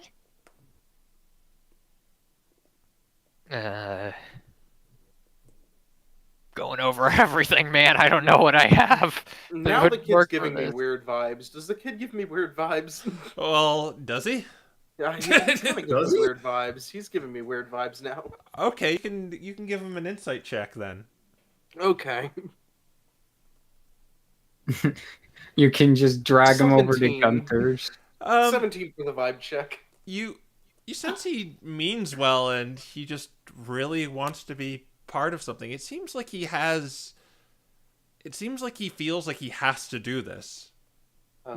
Not like he's being forced, but he feels like deep down he has to, join you and explore the ice continent. Sigurd is gonna kind of lean down to this kid and just say, "Look, I know how it feels to feel helpless and to feel like there's something you have to do. Anything that you have to do. But if you run out there as is, you're gonna get yourself your gear, your reckless attitude. It's just I've seen it before. As you tell... Oh, sorry. Go on. And I don't want to see it happen again.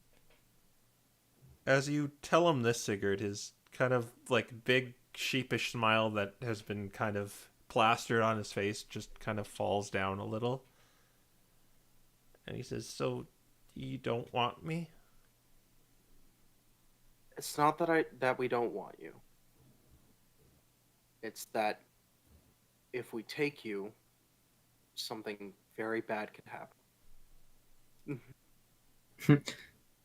I'm sure he's not watching while Bree's frantically got her hands on her head and doing these jumping jacks things around me. Even I can admit I'm way in over. But I don't even know what I'm fighting anymore. You beat the dragon though. That was just any other Pokemon. Sure, they were larger and they breathed ice instead of fire, but at the end of the day, that was just another Pokemon. Nothing else to it. And as we were going on our way back, he kind of gestures back to Aiden. He almost got really hurt. Jameson kind of looks down and he says, "Oh, okay, I get it," and he walks away, and you can see a hint of like tears welling in his eyes as he walks Wait. away. He kind of like moves after him for a moment. No, I was stupid. I shouldn't have come here. No, don't. She actually stops being panicky for a bit, and she walks up to Jameson. And she's like, Tell you what, Jameson. You can come with us for this first mission, and we'll see how things go. All right? I can come. Sigurd He kind of Sigurd like gives butts Sabrina a back look. Sigurd, who just kind of rejected him. He's like, "You're saying I can come?" Sinbad is his face palms. He's like, oh. Sigurd gives Sabrina a look. He had tears. Aiden is just kind of standing there. Yeah, and then he starts like wiping him. No, I didn't have tears. I'm okay. He's I'm a big boy. I'm not crying. You're crying. Why are these tears on my pillow? he's gonna push Sabrina away and say, "Here's what we'll do. If you want to stay here, we can try and get you set up here. If you want, there's probably plenty of work to be had. There's probably plenty of ways you can train to be ready for what's out there." He kind of gestures. But I can tell you're not ready for what's out there. And if you jump into it too fast, you're gonna get hurt. But I'm ready. I'm definitely ready. I'm super duper ready. Sigurd just sort of shakes his head. I used to think the same. Sigurd, he And got here I'm- on his own. That's true. He did get here on his own. Mm, Yeah, that is very correct. I certainly did hear. I walked here, trudged, got here by myself. I think I almost got eaten in the process, but I didn't. Okay, so let me ask you a question, Jameson. So, if you had to fight, which you probably will if you're going to join us, how would you fight? Would Well- you use magic? Would you use... Go on. Well, I can blow a fire as I showed you before. He does it again with like the ang with the top thing, and he and I have this trusty dagger, and it looks like a rusty old dagger.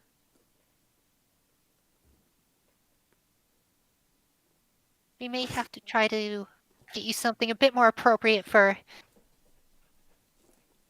adventuring, but Maybe I can ask Dad to help. I mean, Oh, I've still got a lot of extra money left over from the things, so you're Gunther's son, right? He makes a lot of good stuff. If you give me that, I'm pretty sure I could, fill anything in our path. Sigurd just kind of stands up and just Sinbad's just like, if we really want to know what you're capable of on the field, we're gonna have to do some sparring. Okay. He kind of looks at Aiden and says, "You seem to be the most, you and Sigurd anyway, seem to be the most up his alley in terms of skill. Fighting with daggers and things instead of magic." I have an idea. She's gonna walk outside and say, Jameson, come with me. All right. Sinbad's also going to say, "Oh, and don't forget I might explode." He does tend to do that sometimes. Anyway, she's going to start charging her ward up. And once it's charged, she's gonna say, all right, Jameson, give me your best shot. All right. He rears down and he attacks you. and he got a 1. Not a natural 1, but 2 minus Oh 1. my Oh my god. god. Just blinks off. The I'm like, word. I don't think he even made it to breathe. That's what those rolls look like. Bree didn't even dodge. It just. Do you want to try again? Oh, sure. And are you sure I won't hurt you? Oh no, I'll be fine. Okay, so I shouldn't go easy on you. I kind of rushed in that last one, and I gave it my all, but gosh, I'll try my hardest this time. Again. Shaking his head. This time he got a 5.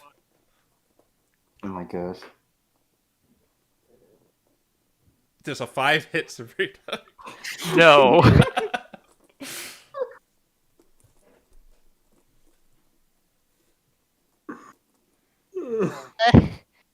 Well, Jameson, Was that pretty good? I'll be honest with you, not really. I'm sorry. I mean, She just kind of flips through her spell book, and she's just gonna cast Firebolt like up into the sky, and she's gonna be like, you gotta be at least able to shoot something at least that powerful. Well, I could do the fire. Well, give it a shot. Okay. So he's gonna make an attack with produce flames. Oh, he actually, that's a little cocked, but I'll let him do that. That's 18 minus 1, and that'll be 17. that does hit. All right, and so he does a die 10 of fire damage. But you're resistant, so that only does 2. All right, a couple of unknown just like kind of plink off. That one did something. Or wait, he's attacking you up close, so wait. Okay, yeah, he still got it. You got an 18. Okay.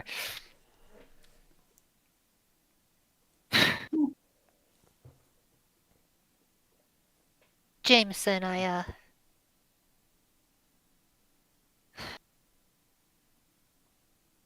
don't know if you I don't know if you're ready for this. But you said I made it all the way here. You did, but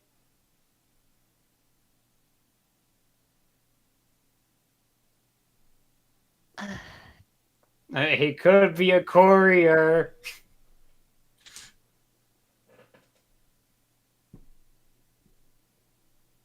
There's a big difference between fighting and surviving.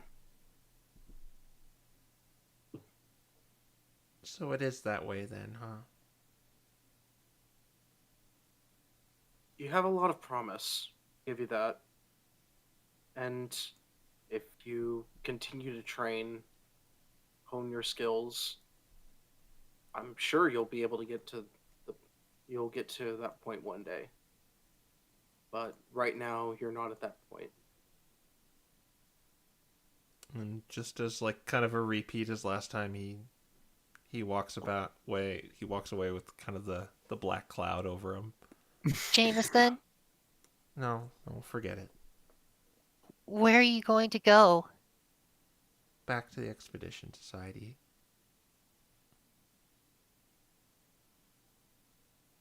We'll see you again, okay? Wait, Wait, Huh?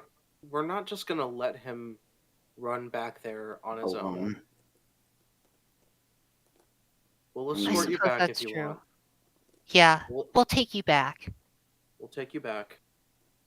Sinbad kind of crosses his arms and is like, "Is that a good idea to bring all of us, though?" What's that supposed to mean? At the Sinbad very shrugs. least- I don't know. You're the one who says I'm a conjurating. Oh, right, that. I completely forgot. What? By now, he's kind of like walking away still. She just kind of walks up to him and puts her paw on him and says, Look, Jameson, we'll take you back to the Expedition Society, and I'll tell you what. Why don't you practice while you're there? Find some other Expedition Society members and train with them, okay? Then maybe next time we see each other, you'll be ready. No, we'll just stay at the door.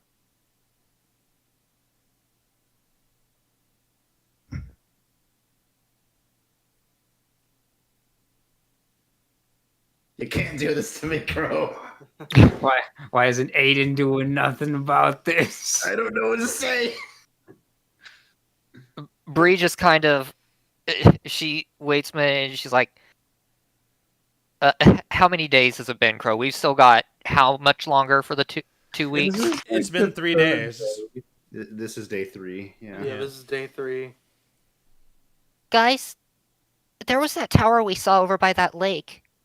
Couldn't we just, take him on a little outing? Let him see what it's like? Sabrina, do you remember what I mentioned to you about outposts when we were reading his journal? No? Hang on, let me go look at my own notes, because I remember that, but I don't remember all of it. I remember that, but I don't remember that. Yeah. If you're suggesting that, I think it's really important that we make sure he has some proper equipment. Sinbad's just gonna say, listen, the first thing that you must do as an adventurer is get stuck in a chimney. They've still never explained the story to me.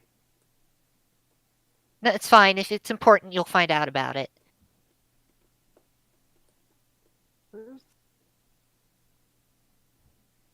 Where is the notes for it?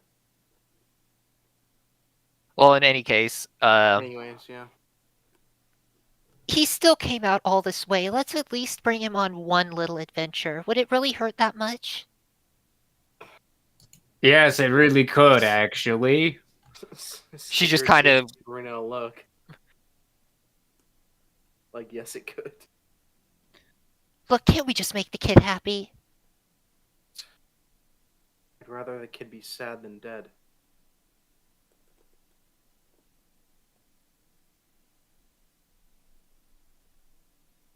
I mean, we could just find some place to explore within the boundaries of the wall. I don't know, maybe... You remember the cave that Estelle sent us to? Well, there's not going to be anything there now. We left them all there. What are you talking about? I would rather not go and beat up a bunch of Pokemon. No, I'm not without suggesting you reason. go and...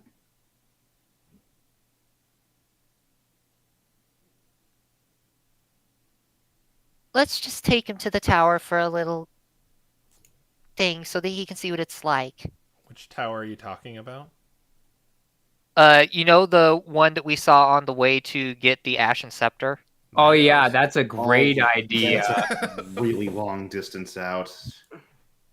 That's Gotta make him see how difficult it can be. I hate 1, 2, 3, 4, All right, you 5, got that 6, project. 7, 8 days away. Yeah, we in still a- have the project. We still have to, go do the. That's why I'm suggesting something within the boundaries of the...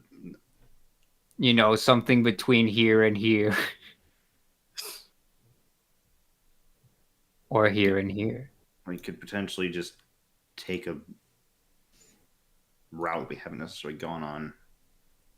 So usually just take direct paths. Maybe there's something around here. Let's just take him back. Let's just take him back. At the very least, let's go find some expedition members, pay them to accompany him back. Well, if you're really gonna drop him off, you could take him to the cabin because that's kind of like an expedition society setup.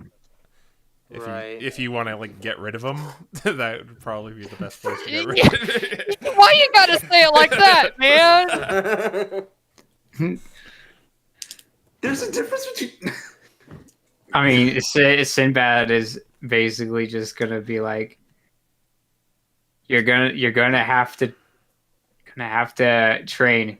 They might stick you at the door, but is that gonna stop you from training? Yeah, Why? because you don't do anything at the door. You just watch. Just forget it. Guys don't have to walk me. I shouldn't have been reckless and came out here and asked to join you. It was a stupid idea. Do you know how many times I shocked Bree before I found out how to cast a Thunder Jolt? He's basically why I know how to do this. And all of the unknown starts swirling around her. You don't become strong or able to take out dragons from people telling you that you can do it. You get that way from finding out how to make it happen your own way. Bree just kind of flinches and says, Sib, you're gonna make him run off on his own and do it by himself. That's even No. more dangerous than him joining us. Obviously you need help and pragmaticism, but that's why training exists. Look, you guys are obviously busy. I just don't want to bother you anymore. Just But we don't want to see you give up either.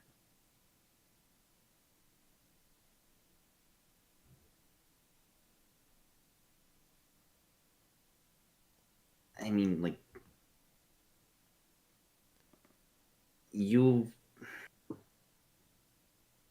The fact that he's starting over his words for a bit as he kind of thinks there.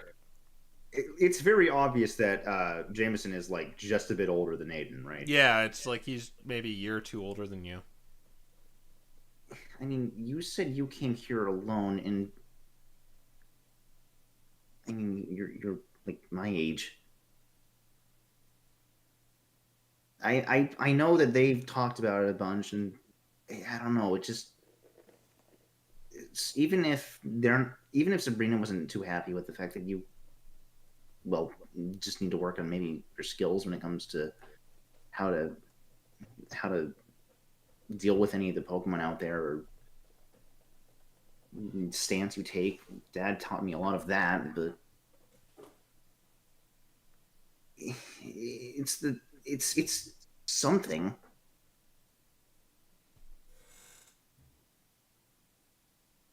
I'm not very good at this.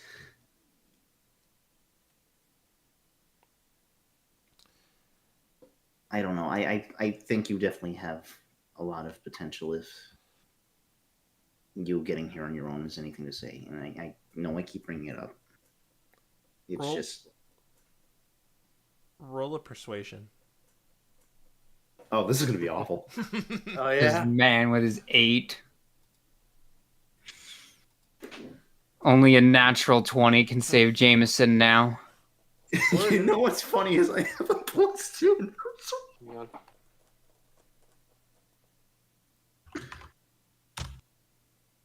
Oh my God. A natural God. 20 saved Wow, him. never mind. Okay, so you see him look at you, trying to reassure him that that he may be worth something. The fact he got here by himself, and he wipes away his tears and he nods and he says, "All right, I'm gonna train and then you guys will let me join you, right?" once we think that it's safe for you to do so, then yes, I think it would be all right if you would come with us. I'll train my very hardest, and I'll prove to you that I'm worth taking along. Or even better, you could get some of your buddies together and make your own team. Yeah. That's what I'll do. So allow me to prove it. I'll get back to the Expedition Society by myself. No. No, I insist. I can do it. I got here by myself, and I'll get back by myself. All right, just don't stop to say hi to any, strange Glaceon. Yeah, I'll run away because I did Oh. that good last Well- time. One thing, before you do, I want to give you a little present, okay? We're going to go get you some actual equipment, okay? Okay. And Bree's gonna take him, I guess, to Gunther to buy him like a simple, I guess, light armor and like an actual weapon he'd be able to use. Maybe it's protection in it, Okay. hopefully. An actual dagger or a short sword. Gunther's kind of like looking at this kid and looking at you, and We know. yeah. But yeah, you equip him a lot better, and he seems adamant on going back by himself. Here. Be safe, okay? Yes, How I long will. did it take you to get here? It took me about 3 days. 3 days. All right. Like it. I'm going to be checking up on you, okay? I can do that. Yeah, you can go ahead. You can do that? Yes, I've been talking to Loki on and off over the past couple of days. You can do that? Yes. Since when? About after we got back from the pocket dimension. Okay. It was very inspiring, we'll put it that way. Here. Sigurd's gonna hand Jameson a small little probably trinket with the cloud rune etched on it. All He's right. gonna say, "This won't last. This will only last a day, but if you do run into trouble, use this. If something tries to hit you." He clutches it and he nods very adamantly at you. He seems very determined now. Okay. Stay safe. I will. With that, he runs off. Now to deal with that conjuration spell.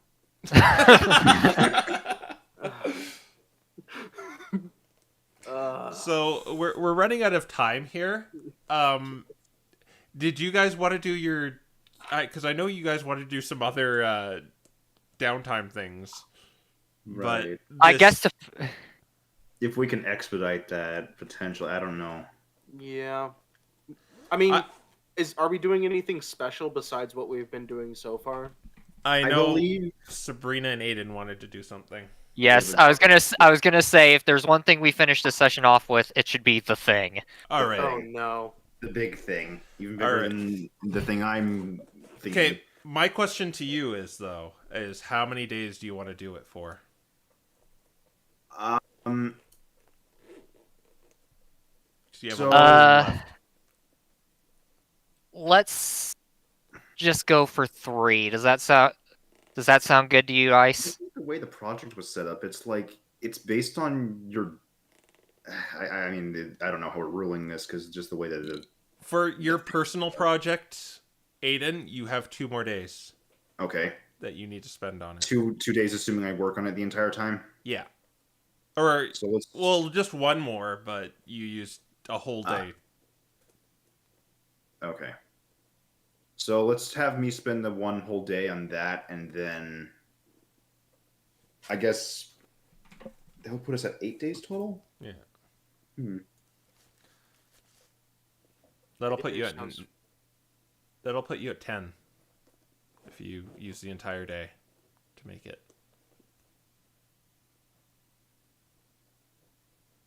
Okay, I'm trying to figure out what the 10 math. Where did the 10 math before come from? Sabrina and Aiden's thing, or 10 after Sabrina and Aiden's thing? Well, they're gonna finish Ice's personal project. Which You're on- needs 1 more day, or Yeah, 2 activities, but you Okay. can fit it in a day. Okay, so this is the 3rd day. and then 3 after that. I'm curious where we got After 10. that- Oh, so it'll be 11, yes. Or What? Wait, what? Wait, 3 plus 3. 3 plus 3 is not 11. 1 is 7. Okay, wait, I'm brain farting. Yeah, math where here. is this coming from? What's happening? I'm not with good the at math, but Math on Well, 3 stream. plus 3 is 33. No! And 33 divided by 3 is Okay, 11. okay, you're on the third day. So there's 14 days you have available. You take away 3. That would be 11. Oh, huh? you're doing Oh, time. okay. How many days left? I was doing Oh, time. Okay, Yeah. I see. We were on completely different systems. You were doing remaining time. I was doing time total. Okay. So, Chad, are you entertained? Whoops. Yeah, are you entertained by math? Have you- Okay, so what are you doing here? Extra day to finish up my project, and then 3 on the thing that Aiden and Bree are gonna work on. Okay. 6 days total, 8 days. Do have the other things, but I'm just gonna put those in the back burner. All right, so you have to do a dexterity again intelligence to actually make this thing atomic. Okay. Actually move around. So just a raw dex or with proficiency? No, this is gonna be int. Sorry, Or excuse me, in. with your proficiency, your tinkerer. Okay. Oh my gosh. Oh, that's Oh, You know what? Inspiration. okay. Right, you still have that.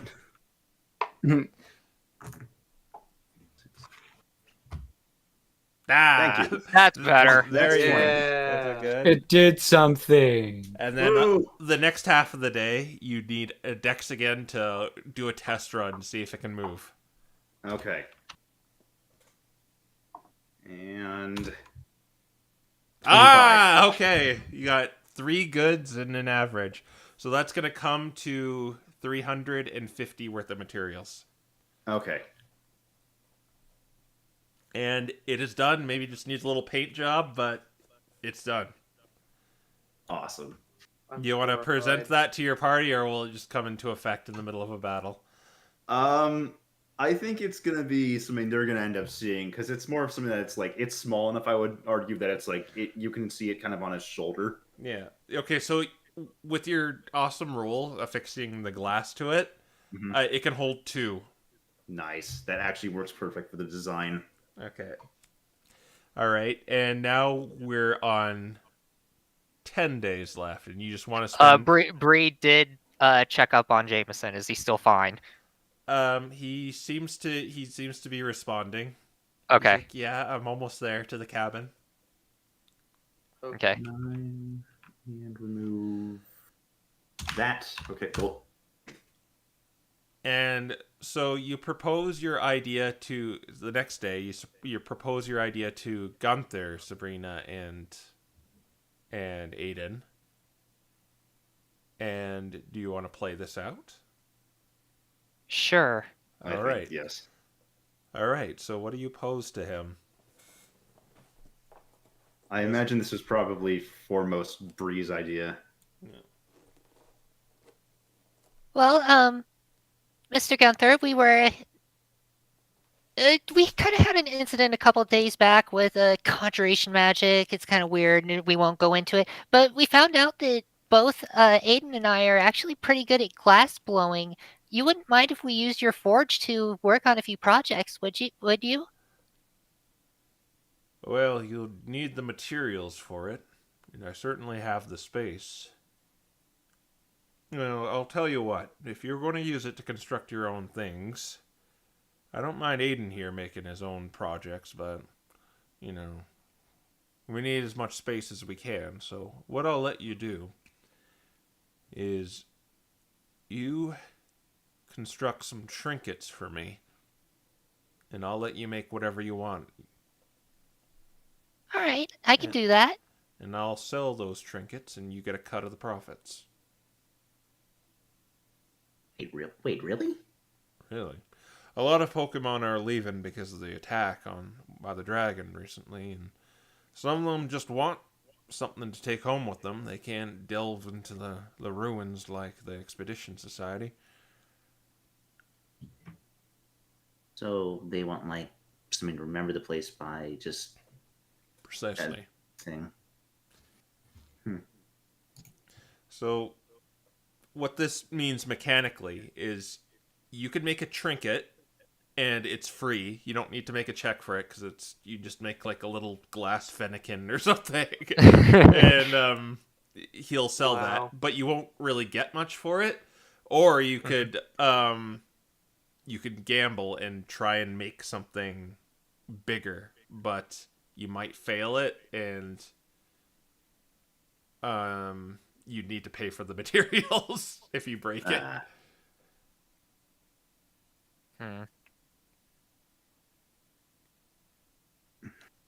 I'm All thinking right. maybe the smaller things personally, because we already have to make another check on the other one. So Yeah, and Bree isn't stellar at Dex. So my question: Are you gonna make just make the trinkets, or are you... Yeah, just the Just the trinket. trinket. Okay, so you're gonna do this for 3 days, so you can make 3 items, unless that says otherwise in my thing here. So do you have an idea what you want to make? Let's see here. So, the way this is mentioned, it says it counts as 5 projects. Just ignore that. You can make 1. Okay. That's the way I'm doing it. All right. So it's, I guess we get 3 things.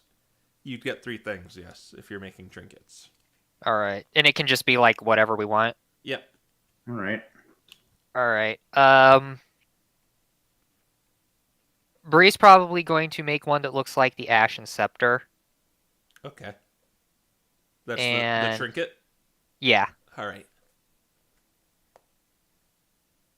I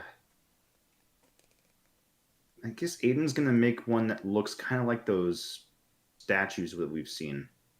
Okay, yeah, that's a good choice. Need 1 more. That one would be too complicated to make his little trinket, so that's out of the picture.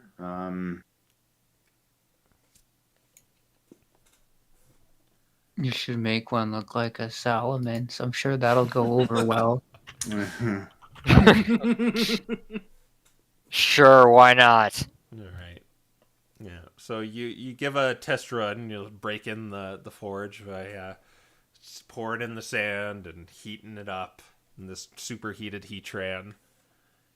You get like tipping it over and shaping and sculpting the hot glass until you get these 3 trinkets. But you're gonna go to your regular ones, right? The projects you want to make. Mhm. Wizard 1, yes. Yeah. They still have to cool down too, so they're not exactly ready. Right.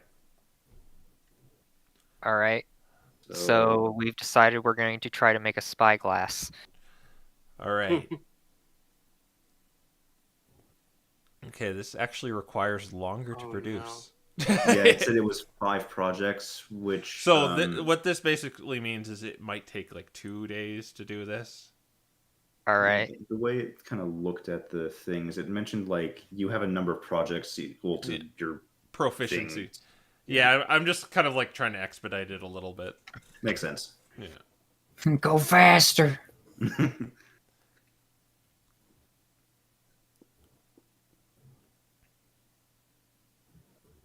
All right. So you're gonna make spyglass? Yep. Mm-hmm. Okay. So it'll be a DC 15 dex. And Bree's just using the help action. All right. right. This is then